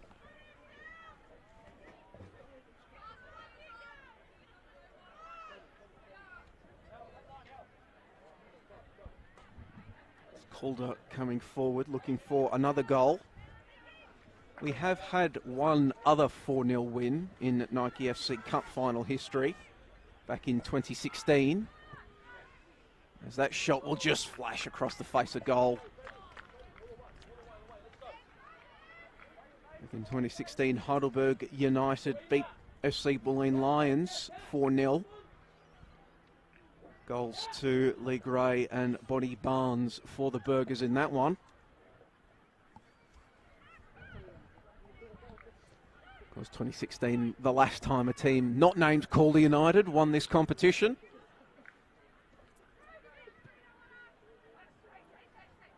Montana Matthews. Right-footed cross in. Sinclair arriving. Grace Taranto strong in the header. Lawson. You can see how dropped Lawson has had to come throughout this second half. Yeah. It's not where South want to see her on the pitch, but at this point it's the only place she's able to get a touch on the ball. Well, right now they've got Yamano leading the line to South Melbourne. Goff on the left, getting a touch now. Sardo closes her down. Rossi pokes it away from Yamano. It looks like they've pushed Yamano up and dropped Tolios into that kind of 10 role. Lawson getting the ball in a much more familiar position up front. Murray, just fell asleep there, did Holly Murray, and Alex Sinclair picking her pocket. Did well to win it back, though. There's no burst of energy quite like the burst of energy from I just turned the ball over and I need to back, isn't there? That's true. It was a good reaction, though. Good reaction from Holly. Perhaps I am being a bit uncharitable.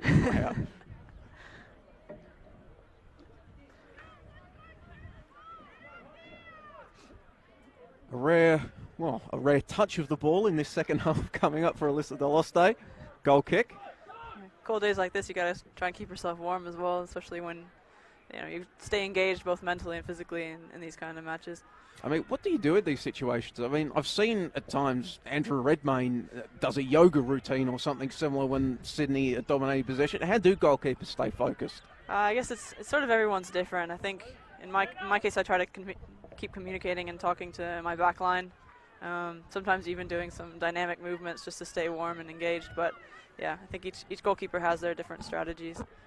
I think Alyssa will have her experience in having to stay engaged in games where she doesn't have much to do, as Calder is quite dominant, especially in the second half. I've seen this season that Calder is really even more difficult than in the first half to break down. They really come into their own. Murray does exceptionally well there. Looking for Yamano, but Rossi spoiling the party. Dakic, bit of a heavy touch. Gave Lawson a sniff, but was poked clear for Montana Matthews. Goes back to Deloste. Get rid of it quickly because Pickett was lurking. Tolios. Gets past Emma Robers. Tolios. Lawson. Onside. Cut back. Rossi gets in the way. Potentially now transition for Calder. Papadopoulos is coming. She's got Taranto in front of her.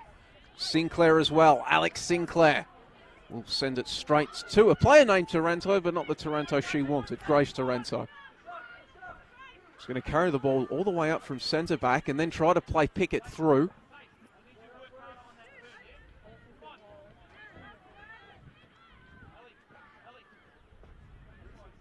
So just about 20 minutes left.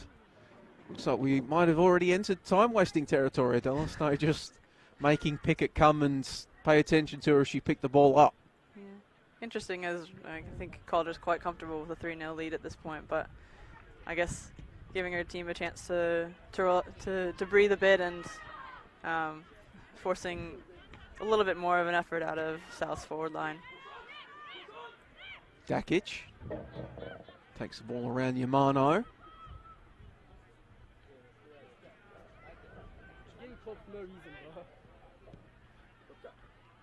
Grober couldn't find Cern there. We'll have a throw in.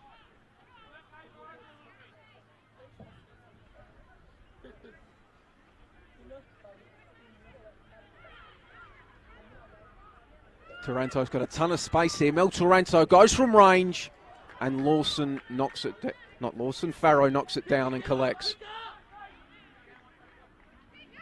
Now Lawson on the ball. Dulles for Murray. Shows Taranto the ball before turning around and finding Grace Taranto. Yeah. Well, Mel Taranto for Calder is one of those players you don't want to really give that much space to, and even just outside the box, she's got a great shot, and there was a powerful one, but maybe not as well placed as she wanted to. But it's not someone that South's going to want to be letting have opportunities like that. Papadopoulos frustrated with herself as she showed too much of that ball to Honduras.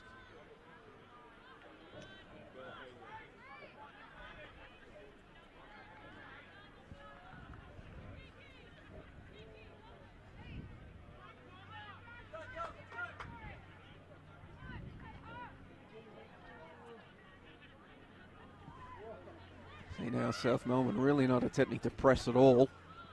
Sitting back and waiting for Calder to come to them, which they'll do.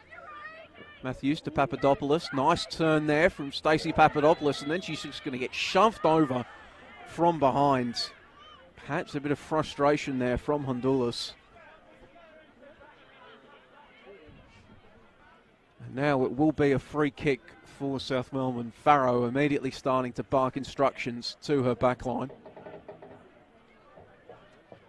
Would you have a wall in this situation, Gabby? Oh, for sure. I think you'd probably be thinking that Toronto's going to want to hit it at goal from this position here. Yeah, I'd say somewhere between 3 and 4 players for sure in the wall. And it looks like they're interesting that South's setting up quite deep as well on this free kick. Here we come. Mel Taranto lays it across. Alana Cern slices off the boot. Surprised there that Taranto didn't go herself. I mean, you can see the idea, but we had a perfect view of it right behind it. The goal was inviting.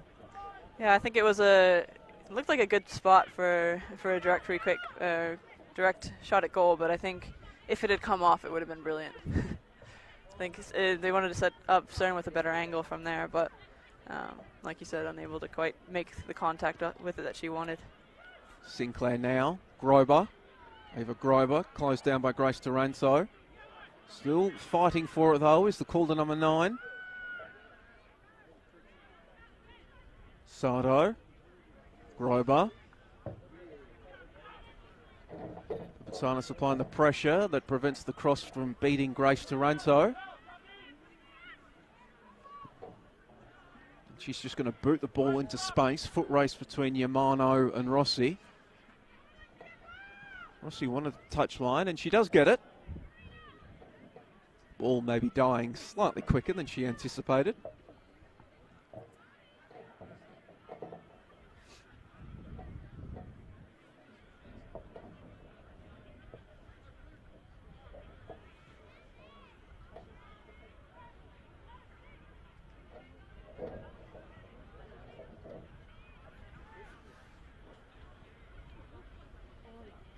So Calder preparing to make another change. El Talevsky warming up in front of us by the Calder dugout.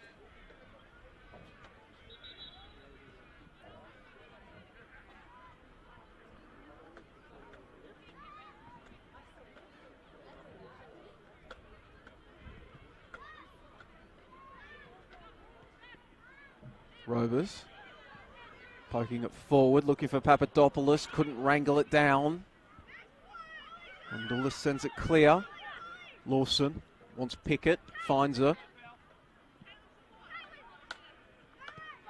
But with Dakic at her back, she's forced to just play it all the way back to her centre back, who promptly turns it over. Rovers now trying to combine with Papadopoulos. Murray blows that one up. Goff does well to pressure Cern and enable Tolios to steal it away. But Rossi, as she has done on just so many occasions throughout this game, that last line of defence. For a big collision, Farrow and Grober. Farrow will stay down. Putting her body on the line with that one. See on the replay, the ball came across. So it was Papadopoulos, not Grober, the number 19, and she's just, as she swung her boot in an attempt to make a shot, she's collected Farrow. Is that just one of those perils of being a goalkeeper, Gabby? You're going to get them every now and again, you just got to be ready for it? Yeah, I think that's why they call us a bit crazy. They gotta you put your head where other people's feet are, and sometimes you cop it. But brave goalkeeping there from the South shot stopper. Well, the good news is Jennifer looks to be okay.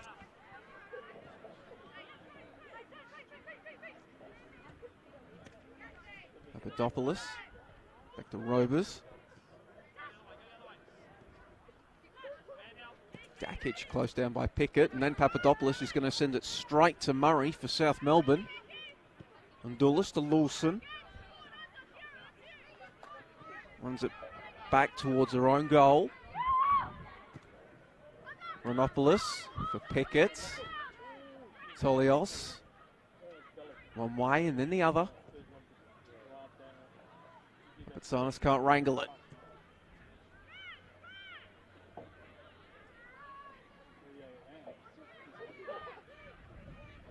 Deloste. Goff closing her down, forcing it out. El Taranto to Montana Matthews. Poor El Zaleski still waiting to come on.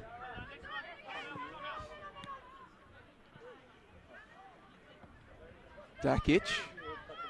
Closed down by Lawson. Now Goff. Pressures Deloste again. Yamano and Matthews battling out there on the flank. Kept in by Papadopoulos. Zalewski's wait continues. Tolios.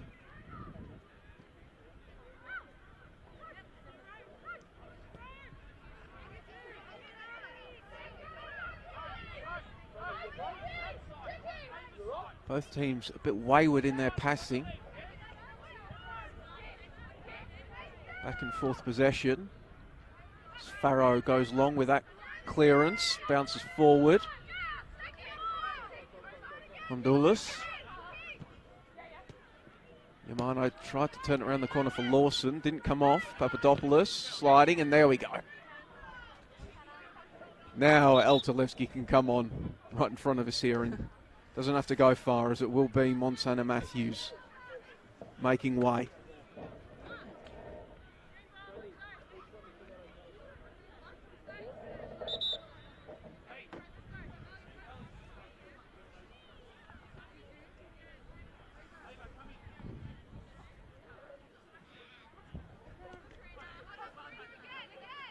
Substitution for Calder United. Number 20, Montana Matthews, replaced by number 6, Ellie Talevski.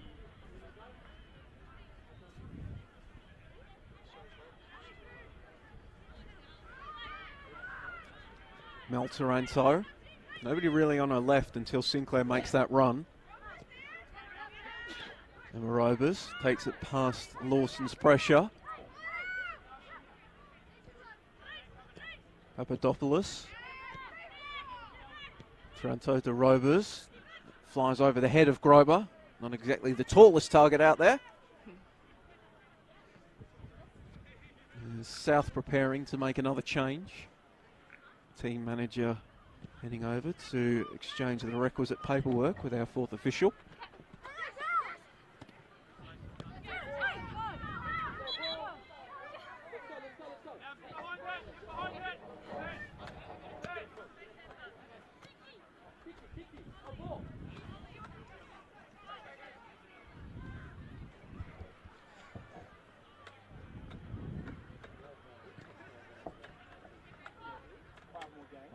Grace Taranto does well to charge forward and knock it across to Pavatsanis. Grace Taranto again. A Talevski in her face, which induces the turnover. Foot race is on. Grober. Well, she gave it good socks and she forced Toronopoulos to get across.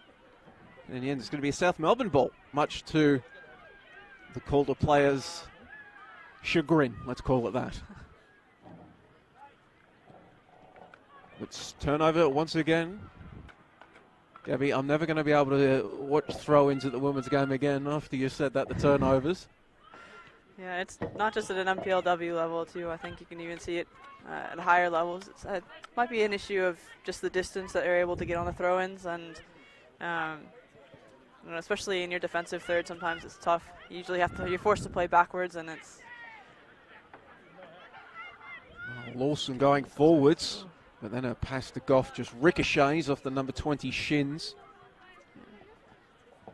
Some bright moments for South this game, just unable really to get that final pass and cause Deloste any real trouble in the back.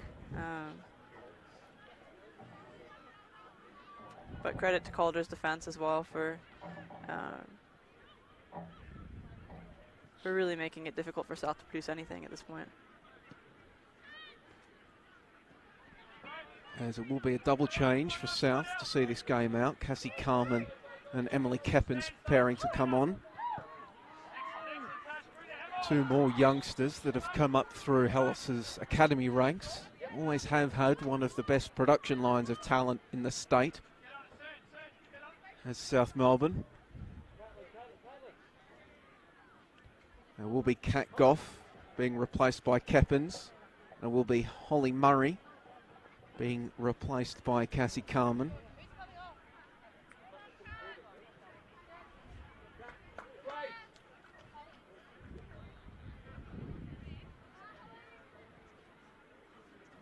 Remarkable to think that, well, talk about how young this South Melbourne team is. Kat Goff, the veteran of the team, she's 26.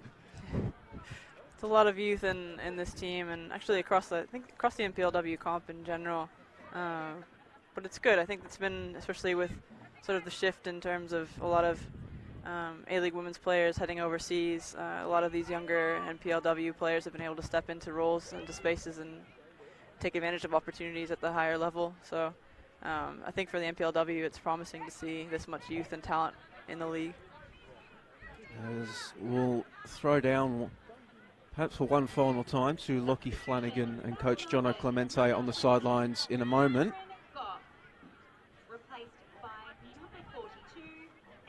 In fact, we might in fact do that now. Lockie Flanagan and Jono Clemente down there. What are you seeing? Well, Calder in control as we head towards the end of the game. 3-0 they lead. What's impressed you the most about their performance today, Jono, from your position, watching the tactical goings together of this game? I think just the persistence there. Like, they know how they play. They've done it for 4 years. About to, get their fifth Nike Cup win as well. Just so consistent in the way they play the patterns. They all know how to play together, and it's very clear. And you can't fault that. So credit to them for sure. Definitely impressed me. And as we tick towards that full-time whistle, we're not just thinking about a cup to be hoisted, but also a Teresa D's medal to be awarded too, for the player judged to be best of field. Who is sticking out as the likely contenders for you so far? She's been in social media a fair bit in the news. I think Alana Cern, to be honest. I think today, honestly, she's a young player and she's really stepped it up in the NPLW. But she showed today that why she was the inaugural Western United player, to be honest. So yeah, really impressive. The way she dominated the midfield, the tackles, really bossing it, really genuinely in that kind of defensive midfielder role. So really impressed with Alana Cern. Well, there you have it. A soon-to-be A-League women's player, soon-to-be, it looks like, Nike FC Cup winner and potentially a Teresa D's medalist as well. What a week. What a week for Alana Cern. Yeah. Back to you, Joey. Thank you very much, Lockie, as we see Grover send that ball in, blocked away, comes out to Sinclair. Can this be the cherry on the sundae? No, sent just wide. And we also have seen an injury perhaps down there very late in the South Melbourne box. Really just the ricochet of the ball. Non-contact injury.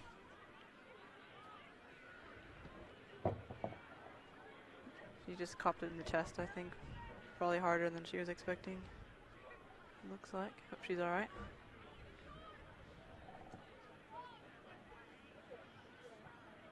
Well, didn't require the trainer on. So it means she won't have to exit to defend this set piece. High ball, lofted in. Farrow claims it. Well, Lockie and Jono were discussing their candidates for the Teresa D's medal for best on ground. Gabby, who's caught your eye? I'd have to say Alana Cern. I think she had a really solid match. Obviously, for now the game-winning goal and an assist on the second. So, yeah, I think for now Alana would probably be up there for that. But then I think as well you always have to think about Alex Sinclair and her involvement in the scoring the second goal and creating the penalty opportunity for the third to put the game away. So I think it'd be between those two, in my opinion. What about yourself? Oh, well, we've got the experts do that, so I don't have to have an opinion. So Jono Clemente and Gabby Garton both, well, tipping Alana Cern certainly amongst the mix there. Opening the scoring and playing a great shift in the midfield.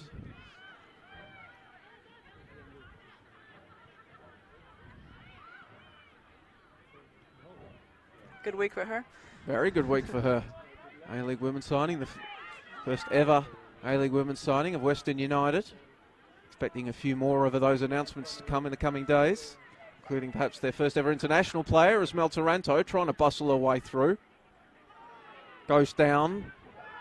Chronopoulos didn't give away the free kick, came over the ball. Grace Taranto plays it across to Yamano. 2.5 minutes of regulation remaining here at Valley Park Event Centre, but South's attempts to come out will come to naught. And meanwhile, behind play, Calder player has gone down. I think that might be Mel Taranto. I think you're right. Just unfortunate. Was a hefty coming together between her and Kiara Chronopoulos.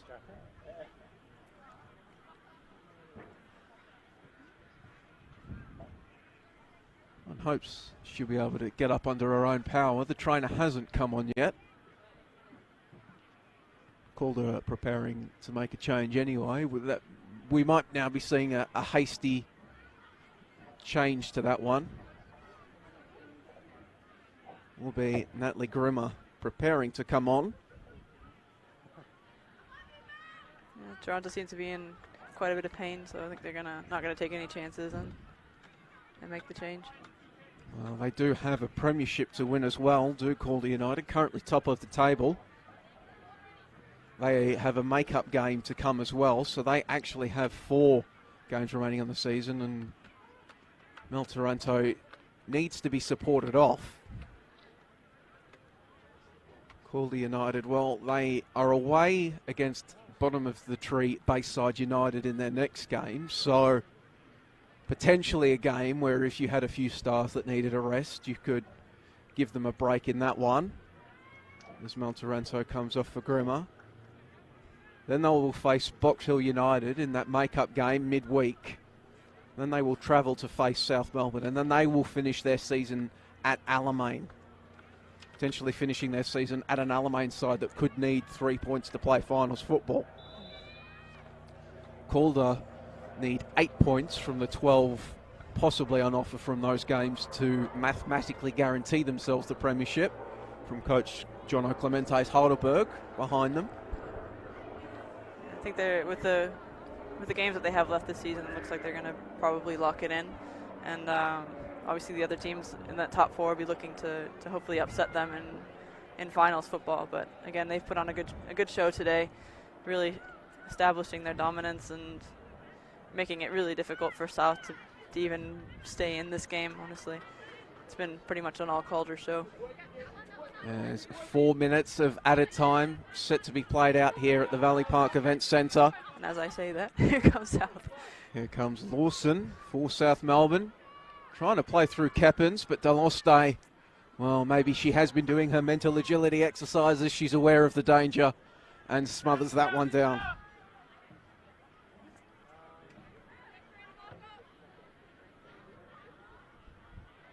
So as the seconds tick away, history awaits this Calder United side. 5 Nike FC Cup wins in a row. It will be, and what will make this one even more remarkable is that it's looking like they will go through this run without having conceded a single goal in any of their cup games. Wasn't always easy. They played Essendon Royals and they needed a very late own goal to win that game, but their defence has been impervious. I guess that's the saying that that defense wins championships is quite true in this situation, in this context. Remarkable when you think that Calder, a lot of the Calder sides that won so many trophies for them, they were just so high-powered when they had that 3-headed dragon up front of Catherine Zimmerman, Alex Sinclair and Angie Beard scoring more than 100 games in a league season and regularly beating teams by 6 or 7 goals. Well, they've still scored today, but it's been that defence that has brought them this Nike FC Cup crown.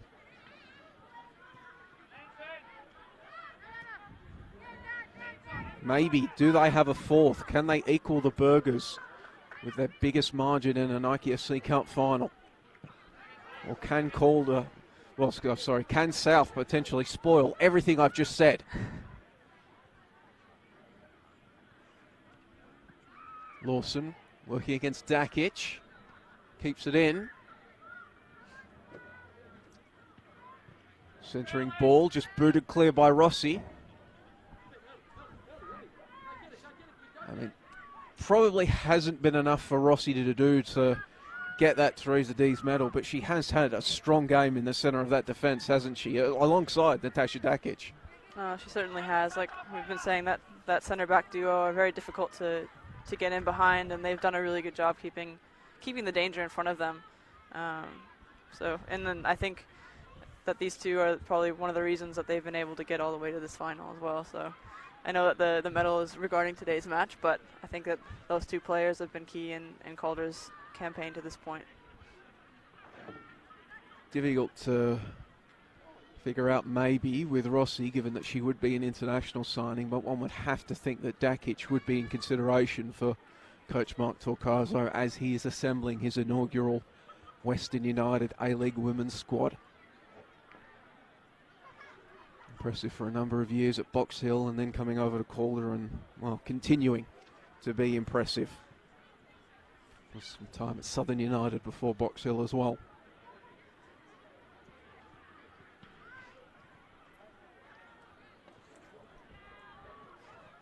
So here we go as we see out the last 15 seconds of this added time. That ball will go out, and at this point we are almost certainly at the mercy of our referee. Caitlin Williams, see her checking the watch.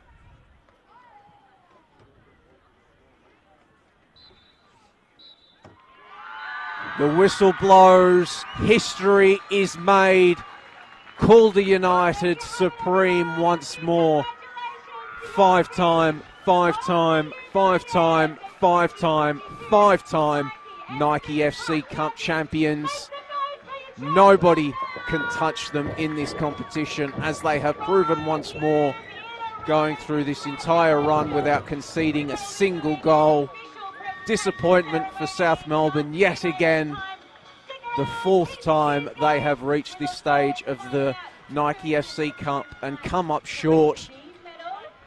But the story, Gabby Galton, has to be Calder United.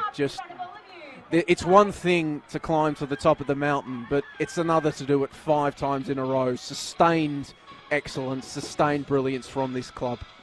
Yeah, I think it's testament to the quality that they have in the team, and you know, from an all women's club as well. I think that's important, that the amount of investment and time that they've put into their club and to making sure that, you know, that excellence that they've built is able to be sustained, and we'll have to see how that translates into their first A-League women's campaign with Western United.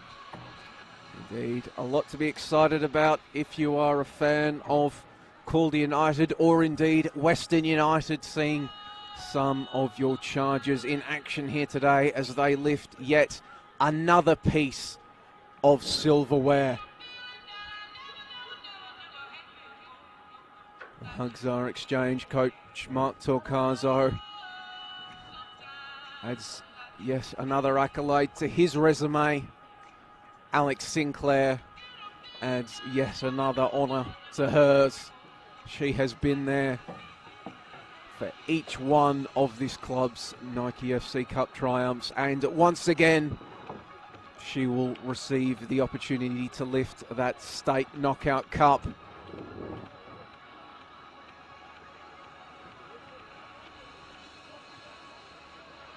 The hugs go around for South Melbourne as well. This young group, this group that wasn't supposed to be here, down 2-0 against Heidelberg United in the semi-finals of this competition. They were being written off. They found a way to come back, found a bit of form throughout the season under George Georgiadis.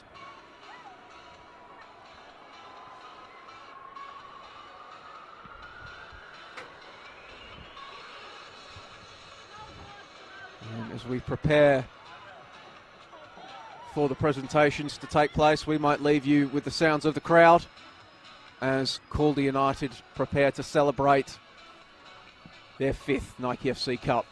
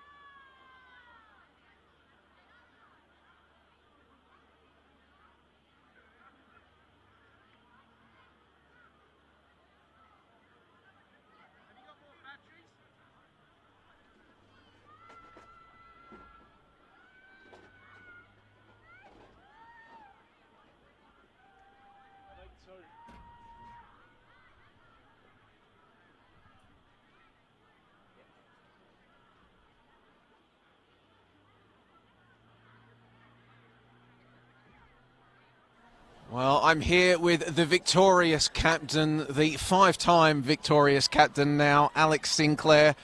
Alex, congratulations, but I mean, what more can I say? Calder United, you just win Nike FC Cups. Yeah, look, we always look forward to these moments. These titles we hold very close because obviously of the amount of times we win it. So we've, like I said, we've got everything to lose when we play these games. But we've worked hard for it, we've fought for it, and we bloody deserve it.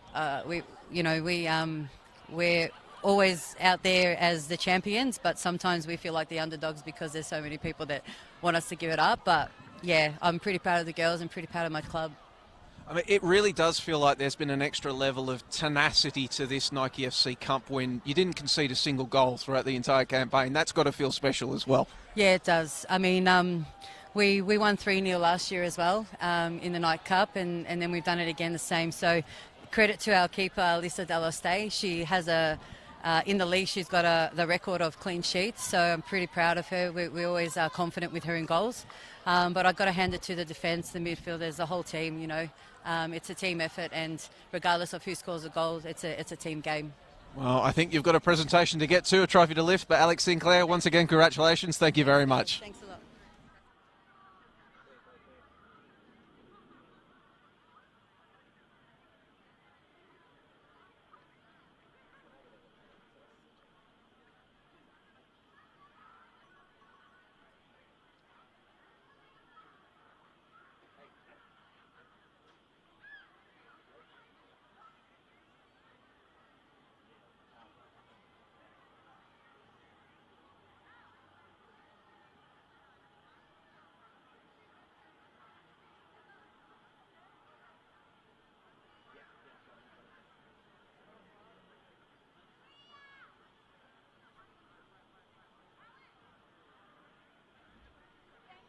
Your patience, everyone. What a fantastic day out here.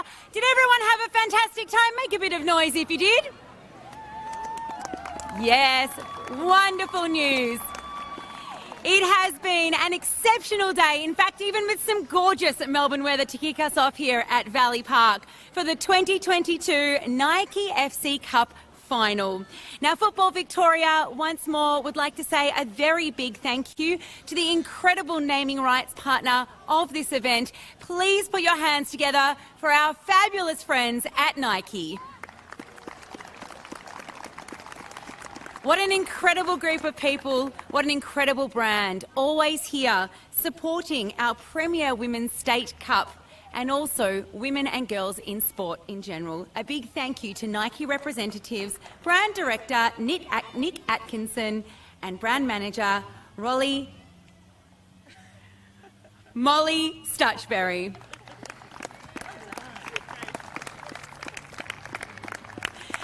We'd also like to welcome tonight not only Molly, who will be here to hand out the presentation awards, but the incredible Teresa Dees, and of course as well, our president at Football Victoria, Antonella Kerr. Please put your hands together for these fantastic women up here with me tonight.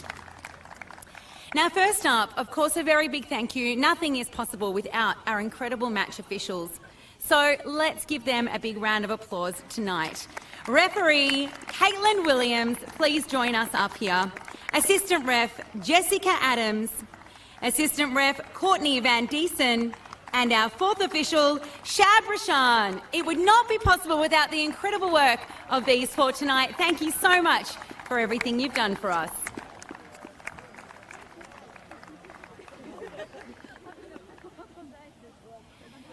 Now, every year it is a very coveted award, the incredible Teresa Dees Medal. Teresa is here with us once again tonight. We are so honoured to have her here to be able to tell you who has been our player of the match as voted by our match officials. And it is with my greatest honour and pleasure to be able to announce to you tonight as our player of the match, the Teresa Dees Medal for our Nike FC Cup final will be going to number 16 from Calder United, Melissa Taranto.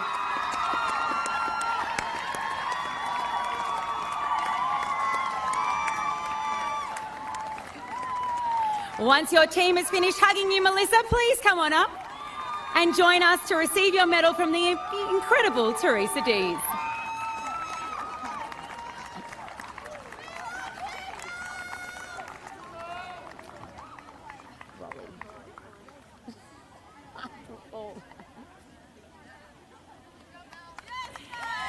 Once again, congratulations to Melissa Taranto for taking out tonight's Teresa Dees medal. Now we would like to put our hands together and say a very big congratulations to present our runners-up for this evening, South Melbourne. Congratulations once more. Let's give them all a round of applause, one by one. We will be calling them up to receive their medals. Please make sure you say congratulations to all of them. First up, number 17, Casey Carmen.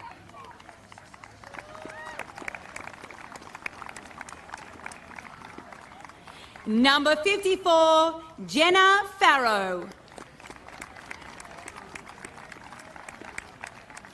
Number 20, Catherine Goff. Number 29, Angeliki Hundalis. Number 14, Kiara Hronopoulos.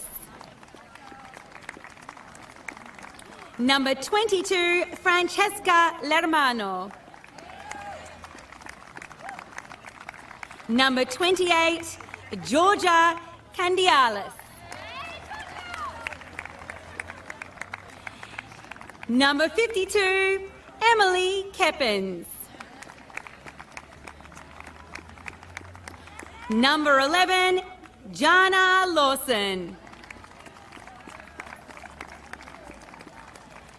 Number 2, Holly Murray. Number 15, Sophie Papatsanis.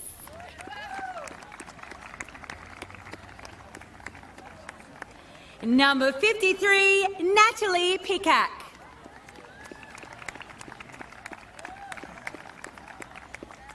Number 9, Caitlin Pickett. Number 16, Bella Stringfellow. Number 19, Grace Taranto.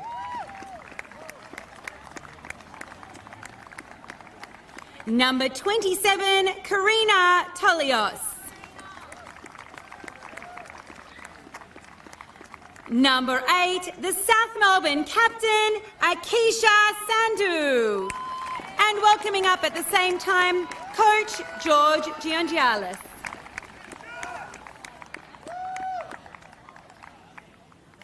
I would love to invite Coach George up to say a few words.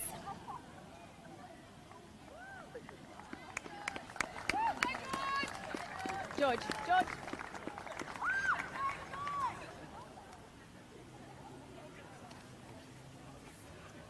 Thank you. On behalf of, obviously, Nike FC, creating a great event for these girls. It's amazing. I think it will become historic. To Calder, you really deserve what you've got at the moment. Well done to Mark and the team there. They've been amazing. To Keish, who's been an awesome leader with these girls. They've been amazing for me over the last 6 weeks. And I can only thank you so much. And to the board, thank you for your support and that. So, well done for everyone to coming out to this day today. We really appreciate it. Thank you. Congratulations once more to our runners-up. And now it is time for us to award our champions of the 2022 Nike FC Cup. Congratulations to Calder United.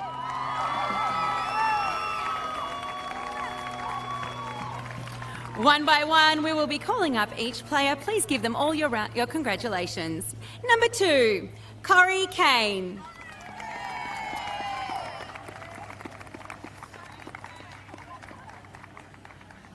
Number 4, Alana Serene.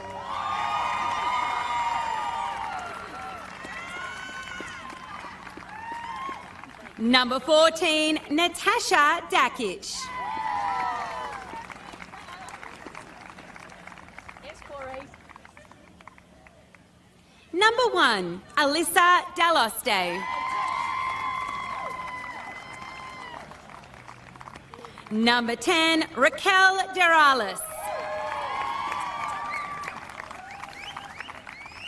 Number 21, Lara El Hayek.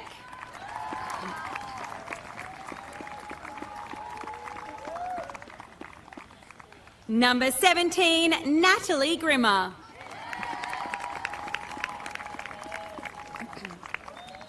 Number 9, Ava Grober. Number 20, Montana Matthews.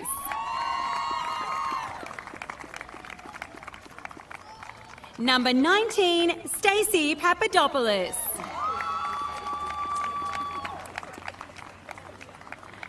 Number 11, Emma Robers. Number 46, Alexis Rossi.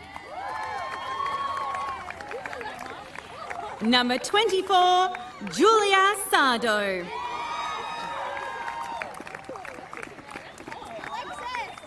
Number 6, Ellie Talevsky. Number 16, Melissa Toronto.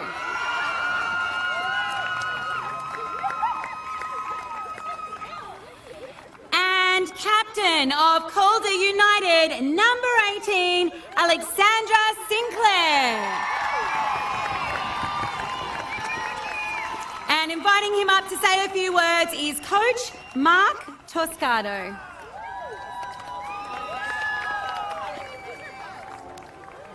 And then get ready to come back. Yeah, okay, okay.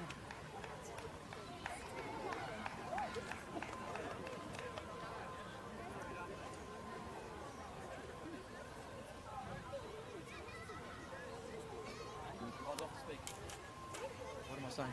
Congratulations to the team and hurrah. First of all, I'd like to congratulate George and South. Good job to get into the final. It's obviously tough to get here, and you got here, so that's the main thing. And obviously for the girls, a lot of young girls out there, it was good for you, obviously, to play in this stage, which was excellent. So congratulations, South. Well done. And obviously, congratulations to our girls. As a club, it's our 5th one, and it's done with a few different girls, and this group here has been pretty special this year, so obviously congratulations to you girls as well, so really well done. And obviously just to the FE, Nike FC, thanks for all that support as well. Obviously these things can't happen without you guys doing this, so I appreciate all that support as well. Thank you. Molly Stratchbury from Nike will now be handing the cup over to the 5th year in a row winners. Congratulations once more to Calder United.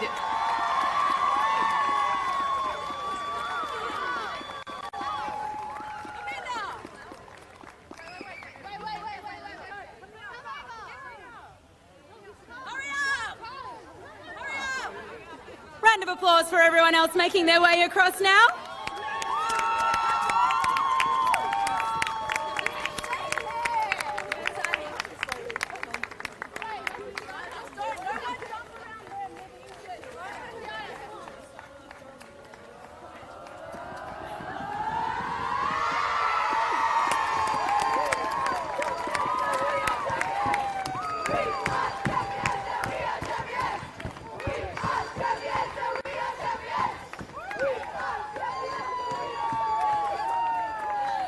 Once again, everyone, thank you so much for coming out and joining us again. What an incredible year to have you in this beautiful stadium on what started off to be the most gorgeous Melbourne day.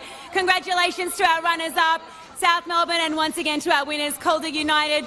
Once more, a big thank you to our incredible naming rights partners, Nike, and thank you for all coming out tonight and joining us. Big round of applause for you guys. We look forward to seeing you again next year. Thank you.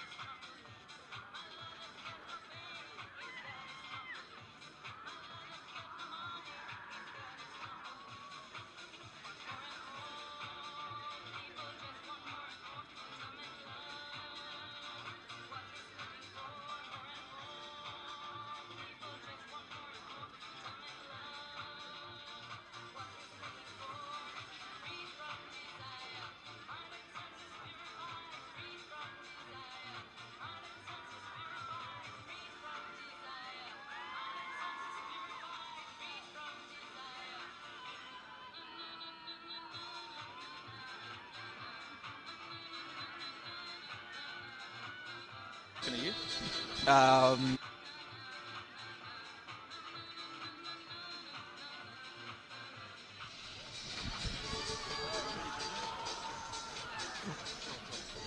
Well, I'm here now with the winning coach, the 5 times in a row, the winning coach of the Nike FC Cup final, Mike Torcaso. What more can be said about this group? It's an unquestioned dynasty of this competition now, isn't it? Yeah, definitely. As I said before, the players that are constantly changing each year, it's fantastic. And there was a group of different girls that have won it today, that have won it over the last 5 years. So being able to win the 5th one for the club, it's great. And hopefully it just propels the club to keep going further and further. That was one thing we were reflecting on in the call in years past. Calder United, you've had the 3-headed dragon of Beard, Sinclair and Zimmerman. You scored for fun. This year, it's been your defence that has really brought you to this trophy. I mean, you're a former goalkeeper, so you'd no doubt like the fact that you haven't conceded a single goal this entire cup run. Yeah, basically, we have always been quite a defensive side, even all those years ago, but we emphasised a bit more on our defence this year because we knew we'd probably score with the girls that we've got, but a big focus was on our defence, and obviously our league shows that as well, but obviously the cup too, so obviously you defend well and you win games, I guess, so... That's interesting that you said about Doncaster Rovers. Did you watch me play, did you? There you go. A bit of affection for Doncaster Rovers, myself, my junior club, but we've seen a 5th straight Nike FC Cup win for this team now. You're top of the league heading into the final weeks of the season. Western United are coming into the competition, a pathway for young girls in the West coming through. It must be a really exciting time for you as a club and just for you as a region out there in the West. Yeah, definitely. I think that was the main thing with the whole Western partnership, was just to create a pathway, and obviously there's girls out here that will get that experience hopefully this year. Obviously we saw one announcement for Lana Cern, so I'm just proud and happy that we can give girls an opportunity of the West, but obviously just girls in general, having a 3rd A-League club is going to be important, but Calder's an important pathway for that, and that's fantastic. That's what we're happy about. And I mean, what do you do now? You've got 4 league games to go, and then you've got finals campaign. How do you celebrate this one, and then when do you start turning to your thoughts of maybe another treble? Yeah, well, we'll worry about this one tonight because I'm sure it's going to go deep into the evening. The girls know definitely how to celebrate, but I guess we'll take 1 week at a time if that's the old cliche say. But yeah, we'll take 1 week at a time and we'll worry about each game as they come. Well, Calder United coach Mike Torcaso, now a 5-time champion of the Nike FC Cup. Congratulations and thanks for your time. Thanks, Joe. Thanks.